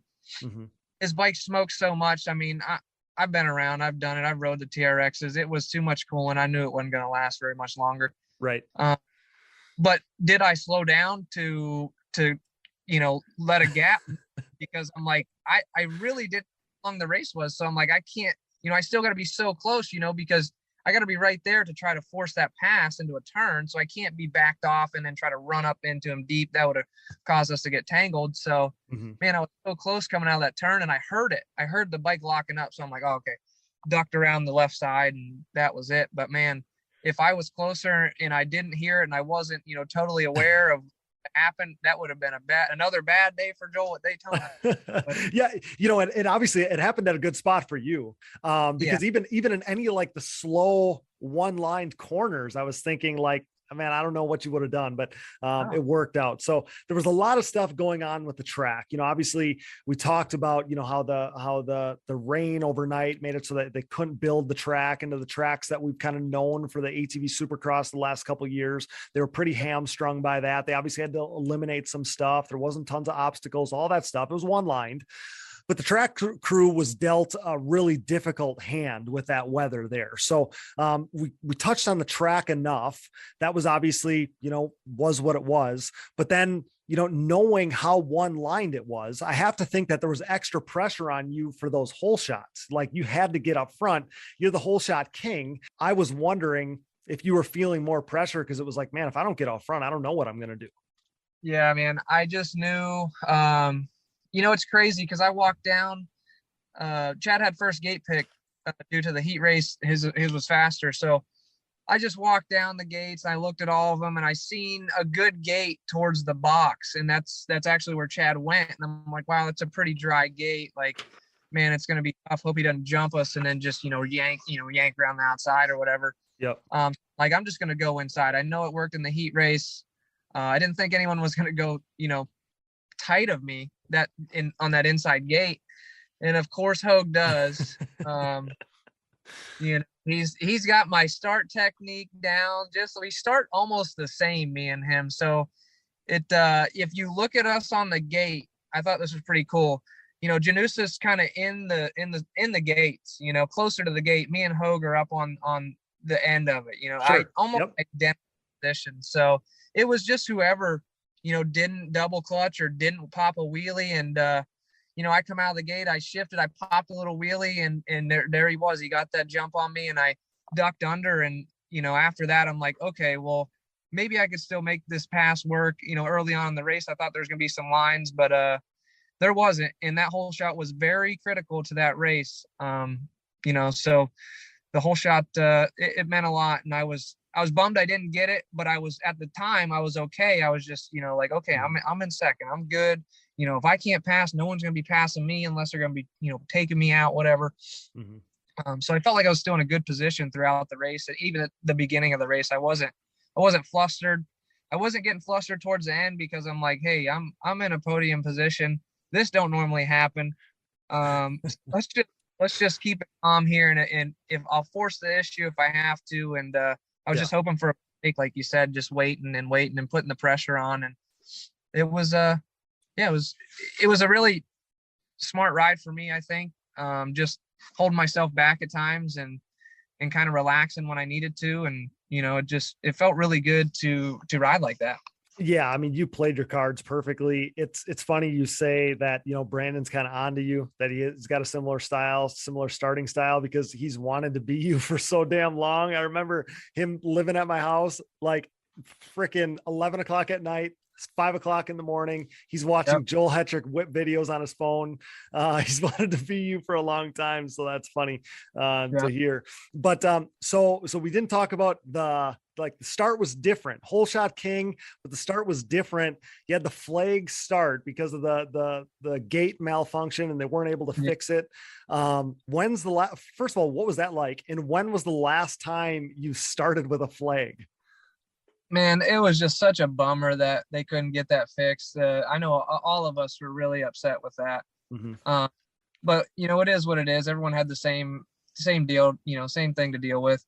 But for me, it wasn't so bad because the last time I did a flag start was actually at a Mid-East cross country race on Grayson Yamaha last year. Okay. Granted, it was a dead engine start, but it's the same kind of motions. Like you're looking at the flag, you're not looking down at the gate. So that's the biggest difference for a lot of the riders was your position of your head was not right. Yep. So a lot of guys, I think, weren't really used to it, and they're pulling their head up, obviously, so it wants to pull a wheelie. And I felt like I would just contracted my core enough and kept my head far enough forward that I didn't do a big wheelie. But I still made a little bobble too, and it cost me because he just jumped me a little bit. But it was a different technique, and none of us have practiced it, so we were all in position. We're like, what the hell do we do right now? Right. Hey, it wouldn't be Daytona if there wasn't some crazy wild card stuff going on, right? Like that's Daytona every year. Yeah, if that's the worst that happened, no one got hurt. I don't think anyone got seriously injured at all for the ATV side. So if we had to deal with a crappy one-line track and a damn flag start, that's okay, because everyone made it out there okay. And, we're all healthy heading into some real race tracks. Yeah, for sure. And like I said, it worked out for you. So, I don't want to, we don't got to dwell on the hurdles or whatever. It all worked out for you. No, I stay positive, and I can't be more happy and thankful that I came out on top. Like I said, I had a plan. I went there with that in my head. I was going to win. And I told my dad, I said, Dad, I'm going to win this race. And this was before the race, like a week or two. And he said, no, just ride smart and don't do anything stupid. I said, no, Dad, this is different. I'm going to win this race. I'm telling you right now. I come off the track and he's just crying, fired up. He's like, you told me. I said, I told you. I just had something in my mind, man. That was one of them things. It was like, I went there and I wanted to do that for once. I wanted to come out of there. I was cool, calm, and collected, and it really paid off. Yeah. Like I said, this is a victorious conversation here. And there's a lot of people, a lot of athletes that believe in kind of speaking things and thinking things into existence. That's kind of what you're hitting on. So, okay. Last thing for you. Awesome. I can't thank you enough for doing this, by the way. We love having you on the show. Last thing for you before we let you go.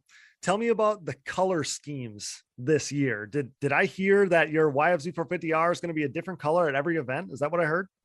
Yes, it will be. It'll be a different theme for every event. The next one we have coming up is pretty unique. Okay. I'm a bit colorblind, so everyone's telling me about, I had raced, and they're like, we don't really necessarily love it. And I'm like, well, to me, it's fast and it lasted, and that's all that matters. But no, it's going to be different every race. So I think that's going to be kind of cool, bringing a little bit of excitement. For the fans, at least, just wondering what it's going to be like. I'm not going to spoil anything yet, but okay. They got some cool ideas, so might be some football teams. It might be, the city, whatever city. It's just different little themes that the team owner, David Eller, come up with, and just something fun he wants to do. So I think it's cool, and it brings some new light to the sport. Okay. Yeah, for sure. There's a dirt bike guy doing that, Jerry Robin. But yeah, so that's what I wanted to touch on, was if there was a theme, like associated with the race. So there is a correlation there. It's not just some random pick. Yep. So that was the Daytona pace car, I think he said, with that colors, or it said the Intimidator on my fenders on this side. Okay. Just it was all up to him, and we just nice rolling with it. Nice. Yeah, the Intimidator's Dale Earnhardt, and and I saw the Daytona logo on your gas tank at first, and I'm like, man, what is that all about? And then I picked up on that we're doing this theme thing, which I think is really cool. The other thing I want to touch on before I let you go is, so I knew you were colorblind, but because that's why you're always wearing clear lenses, correct? Yeah, I cannot wear tinted lenses. But tell me what it's like. So it's probably hard for you to explain because you don't know what I see, but like, what is it like? Do you see some colors and not others? What is that like? I've never asked anybody about this before. So it's kind of unique. It's funny you asked too, because Harv asked me the same question Monday night. He's like, can you see the difference between yellow and red? I said, yes, I can. Okay. So I'm a certain type of colorblind. It starts with a D. It's really hard for me to pronounce. It's like deuteranopia or something like that. Okay. But it's when colors are mixed together. Let's say green and brown, or red and green, orange and yellow, pink and gray, blue and purple. If they're together, I can't distinguish them apart. So I can see all the colors, but maybe my shades are not the same as your shades, or yours are darker or brighter. Okay. So gray always looks pink to me. The green flag always looks red. The red flag always looks green. A yellow light, a red light's a red light, a green light, if it's in the sun, I can't see it. Okay. Jeez. Blue and purple, I usually mess them up. I always say that purple's blue and blue's purple, but okay, it's just weird. I mean, I'm like the only one in my family that's had it. Okay. And it actually genetically transfers, like it could transfer to your daughter. So I had thought that Evelyn was going to be colorblind, but she's not. She can see colors better than me. Well, as long as you can see the checkered flag, that's all that really matters. It looks the same for you, it looks the same for me. So as long as you're getting that right, that's all that matters. Yeah, the black and white I can see. And you know what's funny? I went over the checker flag, and like the guy almost didn't wave it, so I kept going back. I'm like, is the race over? I saw that. Yeah. And I'm looking at Harv like, tell me the race is over. That's all I need to know, so I can get excited real quick. But it was, yeah, it just was, yeah, different because I didn't know how long the race was going. Right. White flag, but then the checker flag, he wasn't real sure if it was the checker flag or not, so I wasn't either. Okay, yeah, I thought he was taking the flag out late all day, to be honest with you. Yeah. So he kind of confused. I was like double checking like Jet Lawrence, I'm like. I was literally just going to say that Jet Lawrence vibes. Well, hey, pal, it worked out. Perfect day for you. Perfect start to the season. Thanks for telling us, about everything from Deckers to Daytona to the color scheme to being colorblind. Great stuff there. I'm so happy for you and your family. You guys deserve this. You work so hard for it. So congrats on the win, the points lead, all that stuff at Daytona. Great start to the season for you. And more than anything, I appreciate you being here. We appreciate having you on the show so much. You add so much to the show, and you're always so good. You're always so open, honest. The conversation's always awesome. So I can't thank you enough for being here with us, pal. I really appreciate it. I enjoy doing it. And like I told you before we got on, I can talk all day about this stuff, man. It gets me going. So this is what I love to do. And I hope the fans really get a kick out of listening to me. And, I'd love to come back on after Texas. Yeah, there you go. We're happy to have you anytime, pal. It's an open door policy here at Digging Deep. So we appreciate it so much. Congrats again. Thanks again for your time. Enjoy it. Thanks. Hey, what are you going to do to celebrate? What are you going to do to celebrate this thing? Stumped. I had two. I really wanted Sheets donuts, man. It doesn't sound like it's very entertaining for people, but we don't have Sheets, in Florida. So yeah. I've been donuts when I was at home, and there's like a chocolate glazed donut. And the first thing I did this morning, I went and got me 2 chocolate glazed donuts with an energy drink. And ate them all, and then I worked all day. But that was my insurance. celebration. It's not something Tomorrow's everyone my little likes to boy's talk first about. birthday, But let's face it, if you race motocross, it's something you should have. Integrated Financial Concepts is an independent financial service and insurance firm who offers moto-friendly insurance and helps out riders like Nick Janusa, Jeffrey Rastrelli, and Joel Hetrick gain confidence on the track. With their unique Safe to Race and Safe to Ride programs, if you qualify, they have the ability to offer life insurance with living benefits to those who ride. With these living benefits, you may have the ability to access a portion of your life insurance policy while you're still living for things like cancer, heart attack, stroke, or chronic illness. They can also help with many other things, such as home, auto, motorhome, and trailer insurance, as well as college planning, special needs planning, payroll processing, as well as group health benefits for your business. So whether something happens on or off the track, Integrated Financial Concepts has you covered. With their complimentary one-on-one appointments, what are you waiting for? Reach out to Mike Daniele at DANIELE_Michael at nlgroupmail.com today and see how Integrated Financial Concepts can help you. Living benefit riders are supplemental benefits that can be added to a life insurance policy and are not suitable unless you have the need for life insurance. Riders are optional and may require additional premium and may not be available in all states or on all products. This is not a solicitation for any specific insurance policy. Just like the sport of ATV motocross as a whole, our Digging Deep community is brought together by the love for racing that we all share. Our sport is compiled of many great people, and leading that charge is the Launderville family at Launderville Steel Enterprises and Concrete Supply. This racing-owned family business is a steel and concrete supplier serving the entire United States. Launderville Steel is a full-service steel supplier of new and surplus steel, aluminum, and stainless steel products, headlined by their 4130 chromoly tubing and plate used in the building of chassis for ATVs and UTVs, off-road truck racing, late model dirt and pro tractor pulling series, drag racing, and more. Launderville Steel loves their racing just as much as we do, but don't forget about their concrete division as well. With over 25 years of experience, the concrete division can supply everything you need to complete your next business or personal project. Their central Midwest location enables LSE to easily serve customers across the United States. For a quote, additional info, answers to more of your questions, or to talk a little racing, head over to laundervillesteel.com or give them a call today. We are proud to be partnered with yet another racer-owned company. Thank you, Launderville Steel Enterprises and Concrete Supply. Here at Digging Deep, we have an obvious passion for ATVs and pridefully enjoy sharing the sport's history. Since 2019, when the podcast was born, we've been working to partner with individuals who share our passion, but one man and his vision had been missing from our partnership group. Until now. When it comes to the sport's history, the hallowed grounds of Binky's Forever ATC Museum has it all. Binky Tapscott's mind-blowing collection of 3 and 4-wheelers has preserved history by spanning all makes and models, from Honda 3-wheelers in chronological order to unique builds that shaped ATV racing as we know it, like Doug Gust's iconic DRZ-powered hybrid thumper and everything in between. There's no denying Binky's passion, a passion that we certainly relate to here at Digging Deep. Binky's goal is to share his amazing collection with fellow enthusiasts by making his prized possessions accessible to the public via scheduled visits. Follow Forever ATC Museum on Facebook and watch foreveratc.com for further updates on possibly getting a chance to see Binky's Forever ATC Museum for yourself. We are proud to welcome Binky's Forever ATC Museum to the Digging Deep family. Evans Waterless Power Sports Coolant. The best power sports coolant on the market, Evans prevents overheating and boilover, so you need not worry about harming your engine or suffering a premature end to your ride, no matter what the conditions. Designed for use in ATVs, UTVs, motorcycles, and other power sports equipment, when conditions are at their worst, Evans is at its best.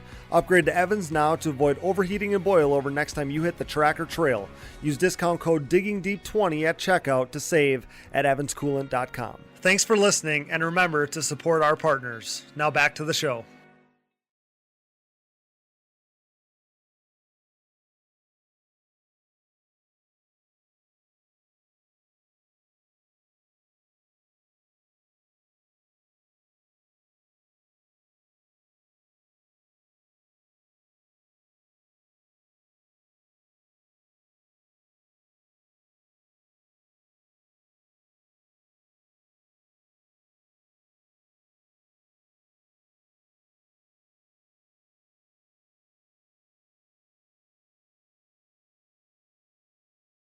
All right, back here with Casey Greek on the Digging Deep ATVMX podcast, and our Daytona coverage continues. And Casey, what the hell happened to Bryce Ford? He was in podium position the entire race, ran third for 15 laps, moved to second when we lost Brandon, and then made a mistake on the final lap and dropped from second to fourth. The podium was so close. He had to have been able to taste it, very similar to Brandon Hogue. What a bummer. What happened there? Yeah, I talked to him a little bit after the race, and he said he just he knew he could pull up and be right there with Brandon and Joel, and was taking on so much roost that he didn't want to sit there and just pack his radiator full. And he knew pretty much that he wouldn't be able to make the pass. Mm-hmm. And if something was to happen to one of them, you're going to end up rear-ending them, or something go on like that. So he kind of backed off and was just doing his thing, but he flat out told me he got complacent and lazy. Basically cross-rutted, caught the edge of the track with the front tire and flipped the thing and threw away a second place. He was probably almost as upset as Brandon Hogue. I mean, he still had that Bryce Ford smile, but I knew on the inside like he was hurting, and he really wanted to pull that off. He's made some changes in his program through the winter, and he's kind of grabbed the bull by the horns and is just doing things a little bit different and trying to have a better outlook on racing. And so I think for him, it was a perfect storm coming together where he's going to end up getting second, which, is a career high with him. I mean, I know he's gotten a second before, but another career high for him, and really setting the season off, on the right foot. I mean, there was a lot of speculation of, him possibly not even racing Daytona and just different things that went on through the winter and rumors this and rumors that. So it was a perfect situation. And he, I mean, the coolest part I've seen with him is he straight up owned it. I mean, he was just like, I made a mistake and I come off the bike, and, you know, he was like, it woke me up real quick because Chad was coming, you know, not too far behind in fifth. So he really had to get moving. So yeah, it cost him a second, but I think the vibe is still positive for him. Yeah, I was very interested to see how that opener was going to go for Bryce Ford, because there was some turbulence in the offseason. It seemed like you weren't hearing much. I was really interested to see how it was going to go down. And one major change for him, Casey, Bryce Ford impact guy now. Yeah, we're working with Bryce again. Excited about that. It's something that we've been talking about for a while, and we kind of just put it together almost last minute, not quite last minute, but not as much time as I think I would have liked to have. But yeah, super cool. I think this go around with him, his attitude's completely different. His maturity level, you know, it was always easy to know Bryce was young, and now it's kind of hard for me to realize that he's still only 19 years old. He's kind of taken on that aspect and maturity, you know, somewhat of, like, say, Max Lindquist, you know, the way Max is and the way he carries himself, and you know, how involved in his own program he is. And that's what Bryce is doing. I think that's the biggest change for Bryce.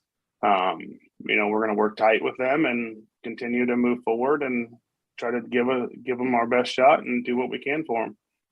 So at one point it was looking like Hogue, Hetrick, Ford podium. And in the end, we lost two of those guys. The beneficiaries were Max Lindquist and Jeffrey Rastrelli. Credit to those guys for riding a good, smart race, surviving and putting them, you know, themselves on the box there.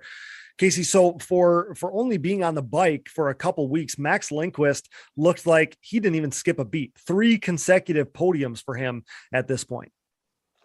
Yeah, definitely. I mean, Max is so solid, and, you know, his day didn't start out that way. Right. Yeah. I mean, it was such a rough start to the day. And then, you know, I kind of forgot, I seen him get towed off, and, you know, we kind of all know, you know, and we all hope that's not the case, but he got towed off, and he was sitting on the machine. So he was fine. He didn't come off the quad or anything.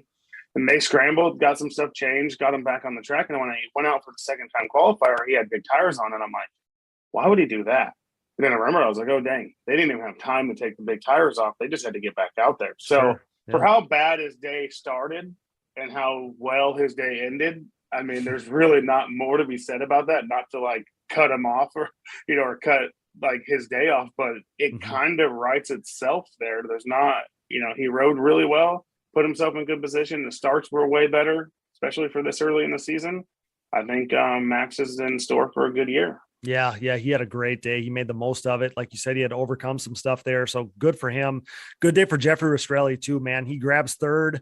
What can you say about this guy? He goes all in, new team, self-made, and puts it on the box the very first time out. Awesome stuff there. Yeah, definitely. And, you know, I got to spend a lot of time with Jeffrey over the winter, not a lot of time, but quite a few days. I actually spent 2 full days with him leading into this race, and then again spent some time with him on Sunday. And I mean, he looks better. He's fit. His attitude is really good.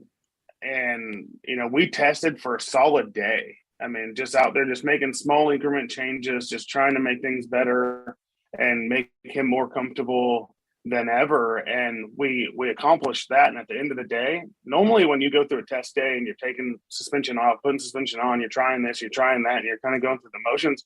By the time you're like, okay, I'm happy with it and we're good, let's go racing, you don't want to go out and ride a 25, 30-minute moto. And that was one of the things that I thought was really cool with Jeffrey is we got done. We were done. I was cleaning up the trailer, and he jumped back on and went out there and run a 25-minute moto and come in. And, you know, we finished loading up. I followed him back to his house. I plugged in at his house and hung out there for a couple of days, just finishing up his race shocks and Bryce's race shocks and stuff with some of the things that, you know, I learned and needed to transfer into Jeffrey's race shocks. And as soon as we got back to the house, he hit the ground running because now he's team manager. You know, he's at home mechanic. He's all these different things. He had to get all of his stuff together, and his family and his wife, they were all jumped in full bore, but they had a brand new trailer. They had to make sure they had all the parts they needed in the trailer. They had to run airlines and floor track and do all this stuff. And that's a lot of things that people don't really realize behind the scenes. I mean, he was busting his butt. He had to been, he just rode all day, got home and went straight to work. So really proud of him. Yeah, me too. I mean, we know how hard he was working. We know how hard he worked to pull it all together. We know he kind of took a gamble, took a chance, gambled on himself to get out there. So I was stoked because you knew how much that third meant to him. To put it on the box at the opener meant a lot to him. So I was super pumped to see that. So Bryce Ford, we touched on him. He got fourth. Like we said there, fifth might have been the most impressive ride of the day, at least for me. Chad Wienen found himself out in the muck in dead last off the start, Casey, and on a track that no one was passing on. That was the talk all day, that it was one line. You couldn't pass, all these things. Chad Wienen found his way all the way up to fifth with no goggles, mind you. And Casey, just to put it in perspective, it took until the midway point of this race for him to get into the top 10. Unfreaking believable. It was unbelievable. I mean, just to think how hard he had to fight and claw to get up there, but he made it happen. I was really, really, really impressed with Chad Wienen's riding. Not that it's any surprise, but man, he made it happen when he had to. And to get to fifth, it looked so bleak, 8 or 9 laps in. To get to fifth, I don't know, just incredible. Yeah, I mean, and that really shows, how one line the track was. And, let's talk about it from the beginning if we're going to talk about Chad. I mean, he was right there on the start and just got sucked up in hay bale, swings back out, drills Cody Ford in the side. I don't know how these two continue to find each other. When Chad has a mistake or something hairy go on the starting line, he continues to find Cody Ford, or they continue to find each other. Cody ends up out on the track again on the pavement. Mm-hmm. So just crazy, but he put his head down. He never panicked, and that's the one thing Chad does in those situations is he doesn't get too excited. He just mustered right on and just kept riding and putting the time in, and just mistakes from someone, and that's where he made his pass. I mean, I watched him follow a couple of guys 3 or 4 laps in a row. Yes, guys that normally he would pass, just in a couple corners, and it really speaks to how one line the track was. So I think typically, this is the first podium that Chad has been off of besides the bike malfunction in Redbud since 2012. So. Yep. We're talking about a bunch of races that this guy hasn't been off the podium. And then for him to come off the track and he wasn't even mad. He was just kind of shrugged his shoulders like, what can you do? It is what it is. Yep. And so I think that speaks volumes for him and where he's at. Yeah. So basically for just the second time in a decade, Casey, basically the second time in 100 races, he misses the podium. But yeah, I think that shows that all the stuff he had to overcome, how proud he was of that ride to feel good about getting fifth. That just shows what he had to do to make it happen. So that was impressive. But so great ride for Chad Wienen there. Hey, rookie, welcome to the AMA ATV Pro Class. Zach Decker led his tier in ATV Fantasy and grabbed 6th on the day. He was super, super solid. That's literally the exact day that he needed, Casey. I was really, really impressed by Zach Decker. Yeah, definitely. And I think he was in front of Chad until I think he said the lapper got in the way. He was really good at. He's like, I almost beat Chad in my first pro race, which is huge, and especially for his confidence. But Zach rode well, and he looked like a professional out there. I mean, he was never squirrely. I mean, I think every single person was squirrely at multiple times during the race, but I mean, it wasn't just dumb rookie mistakes. Zach was awesome. He was solid all day. Mm-hmm. Yeah. I was really impressed. I was really impressed by his riding. We know he's got the speed. We just had to see him put it all together, and he did right off the jump. So if he's going to ride like that, man, he's going to be right in that mix with tier 2 all season long. So the rest of the class goes like this. 7th was Nick Janusa, followed by Michael Allred, Logan Stanfield, Patrick Turini rounded out the top 10. He led his tier in ATV Fantasy.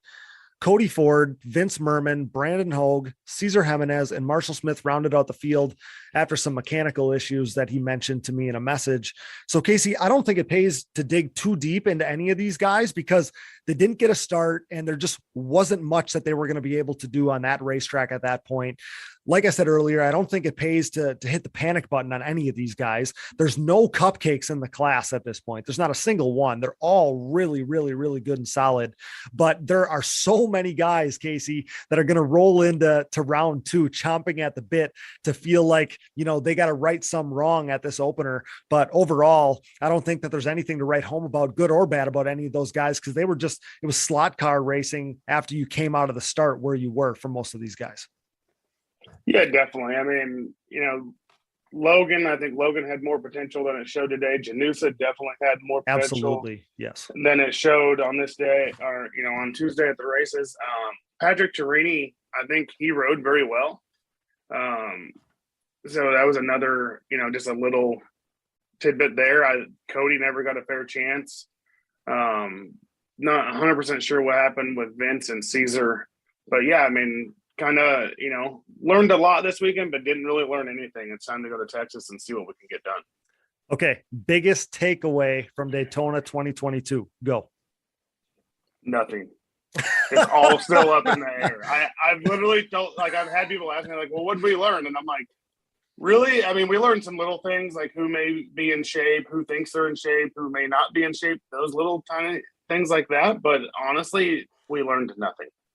And it's just that we survived through this one, and we're going to go on to Texas where we have a track that's going to have multiple lines, and we're going to really get to see the speed of these guys. We learned that Kinsey Osborne's the real deal. We'll go with that one. Yeah, she is. she was up there with those girls. She is definitely the real deal. Yeah, she's definitely the real deal. But Casey Greek says we learned nothing from Daytona 2022.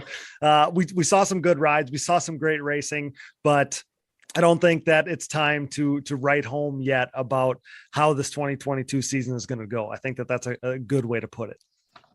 Yeah, definitely. I mean, saying nothing is pretty harsh. There's definitely a lot of things we learned, but to be as harsh as you can be, we learned not a whole lot. Right. Well, that's a wrap. Casey, thanks so much for being here. Looking forward to covering some great racing all summer long. Can't wait, but looking forward to going outdoors for a little more normalcy here moving forward. Yeah, excited to see everyone in Texas. We're going to have our whole crew there, with all the amateurs and all the pros. Everyone's going to be there. So excited to see everyone. It's going to be a good 2022 season. I think a lot of the abnormalities that we've been dealing with over the last couple of years are starting to fade away. So excited, and we're going to get the show on the road. Yeah, great racing in Daytona. Looking forward to more as we go forward here. That's Casey Greek from Impact Solutions, and this is Brett Musick, our final guest of the night. All right, guys, our next guest comes to you courtesy of Integrated Financial Concepts and their Safe to Race and Safe to Ride insurance programs. He dominated the pro sport class en route to a memorable victory at Daytona. Say hello to Brett Musick. Brett, what's more stressful, leading one of arguably the biggest races of your career, or being a team owner watching your rider leading the fastest ATV racers on the planet in the AMA ATV Pro class? What's more stressful? Hands down, seeing Brandon out there, especially when we saw some smoke. I was like, shoot, I was hoping it'd pull through. First of all, I knew that was going to be your answer, and I figured that as soon as you started seeing steam, it was going to be much more stressful. But let's start with your racing first. We'll start with the good. We can get to the other stuff later. So overnight rain is how the day starts. You start with this overnight rain, all the standing water on the track, and pro sport is the first class, the first riders to hit the track in the morning with all that new equipment. You had to be thinking, man, you got to be kidding me. Yeah, my first thought was like, daggone, it's going to cost me some money. But it ended up, I mean, like I said, I like Daytona. I mean, the track's tight, and it's kind of back here where I live at my practice track. It's always been like a smaller track, around a minute lap time. And so I like the smaller track. And honestly, I was just excited to get there. I've kind of worked hard this winter, and normally I'm usually pretty nervous, but I was ready to roll this weekend. It's been a pretty good off season. Oh yeah. Being prepared, like that's a good feeling. So what was it like to have time qualifying again? Because you and I back in the day, like when we first were in Pro-Am, I think maybe for that very first season, we had timed qualifying. So that's what it reminded me of. It reminded me of having qualifying back in the day. It looked like a lot of fun. So what was it like to do time qualifying again? Honestly, I really enjoyed time qualifying. And at Daytona, I mean, with that small of a track though, and just a couple of the riders, like not talking bad about them, just a little bit off the pace, it was kind of hard to get a real clean lap in. Yeah. But it definitely, it was pretty cool. It brought back some memories. Yeah. That's the thing, right? I mean, there was like a lot of riders that I don't think you're going to see run pro sport all year, but they wanted to be able to go race Daytona. They wanted to throw their hat in the ring. So you got this giant class, 33 entries or whatever, and it ended up being. So yeah, I mean, you had a lot of different, between you guys at the very front that are going, pro class speed. And then there's guys that are clearly not going pro class speed. It was there was a lot going on there. That's for sure. Yeah, and it's just flat out awesome though. I mean, that's what a few of the guys are talking to me, scared about qualifying and stuff, and seeing that many numbers in a class though, like if I went there and didn't qualify, I would just be tickled to death to be racing that many people. Because I mean, it's just so much better than going and racing 5 or 6 people. Because I mean, everything comes into factor. It's not just you can get a bad hole shot and still come out 5th. And just have to pass 4 people to get up to first. I mean, if you get a bad hole shot, you got to work up through the field, and it just works. It makes you have to have everything polished and a total package to make everything go correctly for yourself that weekend. So it's always a good thing there. Oh, for sure. I mean, to have to overcome all of that stuff to have success is what gets you that ultimate natural high, right? I mean, to have to overcome all that, all those other riders, all that stuff. I mean, that's how you achieve that. So moving on with the day. So fast forward to the heat races, you didn't manage to get a great hole shot in your heat race, which is totally unlike you. Still got second behind Kazmarek, but that had to have you thinking, I need to get a good start in this main event to give myself the best chance to win this thing. Yeah, honestly, the first heat though, I was actually the first one to the first curve, but I got a little love tap and just pushed me out a little bit. So I had like 4 people sneak inside of me. But like I said, coming out of the gate, I mean, everything just felt spot on, and it just, like I said, rode a smooth, consistent race. We got behind Zach and just got his pace and started pushing the last 2 laps or so. And it was fun battling Zach. I like riding with old Zach out there for sure. Oh, for sure. So main event then, this main event ended up being a dream ride for you. You ripped the whole shot, led this thing wire to wire, win it by a 16-second margin of victory at the finish. It was a dream race. Tell me what that one felt like. That had to be, again, I said it at the preface of this thing, at the beginning of this thing, but that had to be like one of the, like a highlight of your career almost. What an awesome thing to win at Daytona. That had to be huge. Yeah, that's what me and my dad was talking about too. Like that win there was honestly probably about my favorite win ever, hands down. I mean, just especially like being out there. I mean, I felt really good on the track all day. My quad was working great. And, but we got lap traffic on the second lap, and it was just, you don't know if somebody's going to get stuck in a rut in front of you. And it was just a little bit stressful, but like I said, one of the first times in my career, I felt good the whole moto. I mean, if I had to at the end of the race, I could have dropped the hammer back down, and I felt really, really strong down there. I mean, I was definitely happy about that for sure. Yeah, it's funny that you bring up the lappers, because that's the very next thing that I have on my notes here. Like, good thing you had a big lead. Nothing was in jeopardy, right? Oh, no. But the lappers, man, I was screaming at the TV, telling them to move. I couldn't believe it. Yeah, I was behind them in the corners, revving my motor up, and some guys, I mean, it was just great. It worked out good. They let you go right by, but daggone, sometimes it's like after the second lap, I'm like, buddy, like, come on. Hey, I saw you following somebody, stuck behind somebody for one complete lap, like in the middle part of the race. I'm like, man, you gotta be kidding. Oh, I know. I was like, God dog it. Don't do something stupid and get caught up. Right. And right. And we made it through it, I guess. Yeah. And between the lappers and, the weather throughout the day and the conditions in the one lined aspect, it makes it feel so stressful, So I'm like literally thinking what it would be like to you between track conditions and lappers and one line and all this stuff. And I'm thinking he's got a 16-second lead, but it's one of those races where probably never felt that comfortable, if that makes sense. Yeah. Honest to God, I had absolutely no clue if there wasn't even a mechanics area where they cut that section of the track out. And sure. I didn't have a clue. I didn't think anybody was close to me. I mean, I didn't really hear anybody. And you can kind of see the daggone, then everybody's covered in mud. So you don't really know if that's you have no idea behind you or what. So, yeah. I didn't, like I said, I thought I had a big lead, but I wasn't 100% on that. Well, wasn't sure. So at one point, definitely stressful. At one point I saw, I think it was Molander, and he would have been a lap down, but I saw him, running with you, like right on your tail. And I was thinking to myself, does Brett know that that's not for position? I was thinking to myself, I'm like, man, I'd be like, man, do I got to go? Like thinking, what I would be thinking if I would have been in your shoes. Yeah. I thought it was Molander because I remember going around him, and honest to God though, that would be like super smart on his part if he would have tucked behind me the whole race. Cause I mean, if you think about it, I mean, people would be like, yeah, Molander's out front also. So I mean, that would have worked out pretty good to make some passes for sure. Yep. But it's like I said, everybody was so muddy though. It was just hard to, I didn't even know who was in second the whole race, honest to God. I didn't have a clue.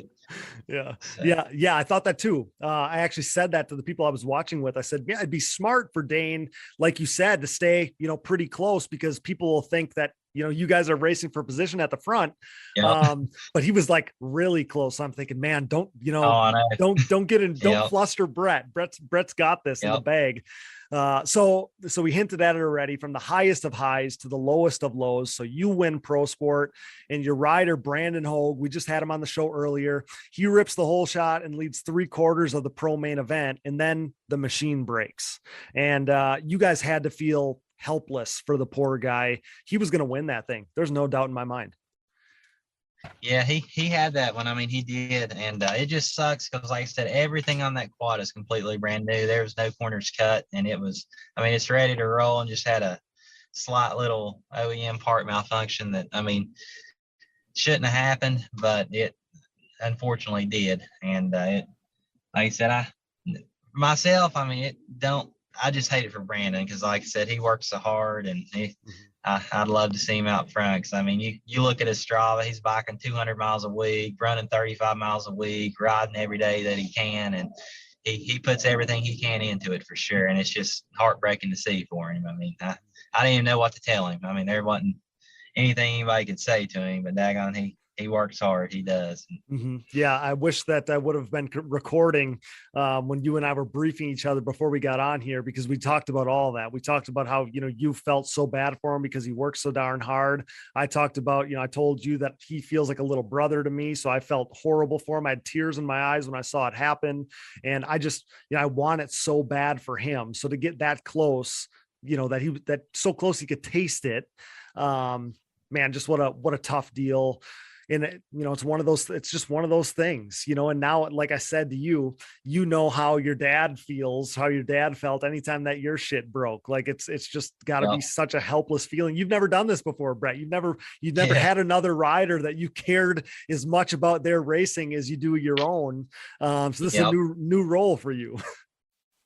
Yeah. I'm just, like I said, I hate that it happened, but at the same time, I mean, that it should be a confidence booster for him. Cause I mean, at that round there, I mean, Joel or Chad, I think they would have gave him, obviously. I mean, he was battling with Joel the entire race, but I mean, the other guys, like I said, they're absolutely flying out there. But I mean, on that track that day, I really don't think they had nothing for Brandon. And to start the season off like that, I mean, that's just a good start to the season. I mean, ripping basically second place out of one hole shot, ripped the second hole shot. And if he can do that all year, I really think that he's going to be a handful for everybody on the track. I mean, I hope he can come out swinging and show him what he's got for sure. Yeah. I told him the same thing. I told him, man, you wish that the last 4 laps would have went a little differently, but the confidence that you're going to take from that, and knowing that you can do it, knowing that you ran that pace, you set the pace for 15 plus laps. What a confidence booster. He knows he can do it. So yeah, I mean, like I said, there was no doubt that he was going to win that race. There's no doubt in my mind. But you have to be so proud of the way he handled it. It sure seemed like he couldn't have handled it any better, with any more grace than he did. Just, from you could literally watch him processing it, right? The thing goes up in smoke, steam surrounds him. He kind of sulks down, and then like a light switch, he sits up, he's, interacting with the crowd, gives a little fist pump. I've never been so proud of him. And he's a guy I've known for forever. And again, so very proud of the way he handled it. What a great guy you have there. Oh, no doubt. That's what I told Dad too on the way home. I mean, anybody that I could have on my team, there's not one person I would rather have than Brandon Hogue. I mean, he's just, like I said, he works so hard, like I said earlier, and he's just, you never hear nothing bad out of his mouth. He's always positive in the absolute worst possible situations you could give him. And he's just all around a great guy, and daggone, he's a hard worker. And, you're going to hear this when you listen back to this episode. Our listeners and I heard it as we talked to Brandon earlier, but he's so grateful for the upbeat, positive, happy, empowering environment that you guys are creating for him. It's just such an awesome thing. I think it's a match made in heaven for you guys. I'm pulling for you. I think it's just going to be so successful for everybody involved. And if he keeps it going, it looks like, there's going to be plenty of podiums in his future this season. Looks like there's going to be plenty of podiums in your future too, Brett. Daytona winner, team owner, awesome podcast guest. I appreciate your time so much, buddy. Congrats on the W, and look forward to doing this again real soon. Yeah, definitely. That sounds great for sure. And I always appreciate you having us on, and hopefully get back soon. Thanks so much, pal. Take care. Yep, you too. Thanks. Man, that was so much fun. Some great conversation with some awesome people tonight, and great performances by them at Daytona. Major thanks to tonight's guests, Joel Hetrick, Brandon Hoag, Brett Musick, Kinsey Osborne, and Casey Greek. Thanks to producer Dallas Jansen, my brother, for all his hard work. Thanks to Brooke and AMA official Harv Whipple. Thanks to all of our donors. You know who you are. We appreciate you so much. Thanks to all of our incredible partners. CST Tires, go to shop.csttires.com. Yamaha, thanks to Blue Crew. Thanks to SSI Decals, DID Racing Chain, Namura Technologies, Bronco ATV and UTV Components, Impact Solutions, Launderville Steel Enterprises and Concrete Supply, the financial advice of the Haymauer Financial Group, Forworks Carbon, DP Brakes, Factory 43, Integrated Financial Concepts and their Safe to Race and Safe to Ride insurance programs, Binky's Forever ATC Museum, Evans Waterless Power Sports Coolant, and Manscaped. Get 20% off and free shipping with code DiggingDeep20 at manscaped.com. Support the brands that support our show, and don't forget to use those codes to save. Find it all on our website, and be sure to click those Rocky Mountain ATVMC and Amazon banners for all your gear and parts needs, everyday needs, and to help us out. And most of all, thanks to you guys for listening. Our show merchandise is available at shop.diggingdeepatvmx.com, so check that out. And if you're looking for another easy way to support us, visit our website and click the Patreon or Buy Me a Coffee buttons. This allows you to set up a one-time or monthly contribution to support our efforts. Give us a call using our voicemail line. Give us your reaction to the show, to the races, and or everything in between, so we can play them on the show and react to what you have to say. That number is 920-569-3519. We want to hear from you, so give us a call.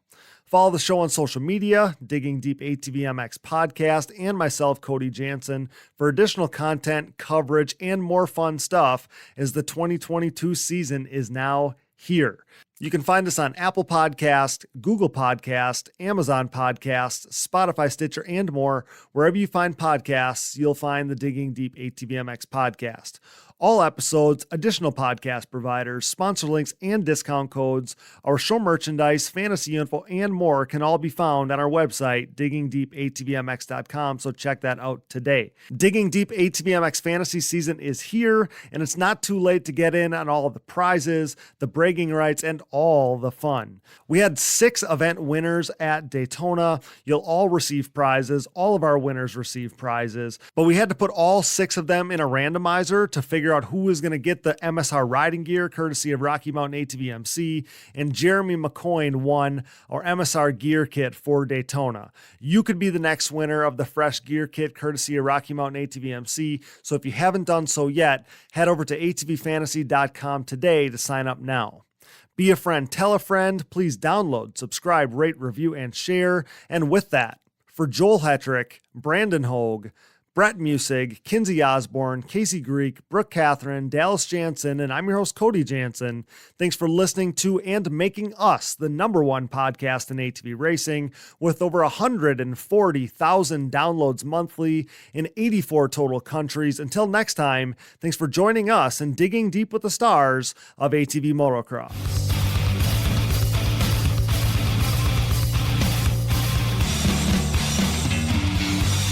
Things are crashing and burning here at the Digging Deep podcast, much like the Titanic.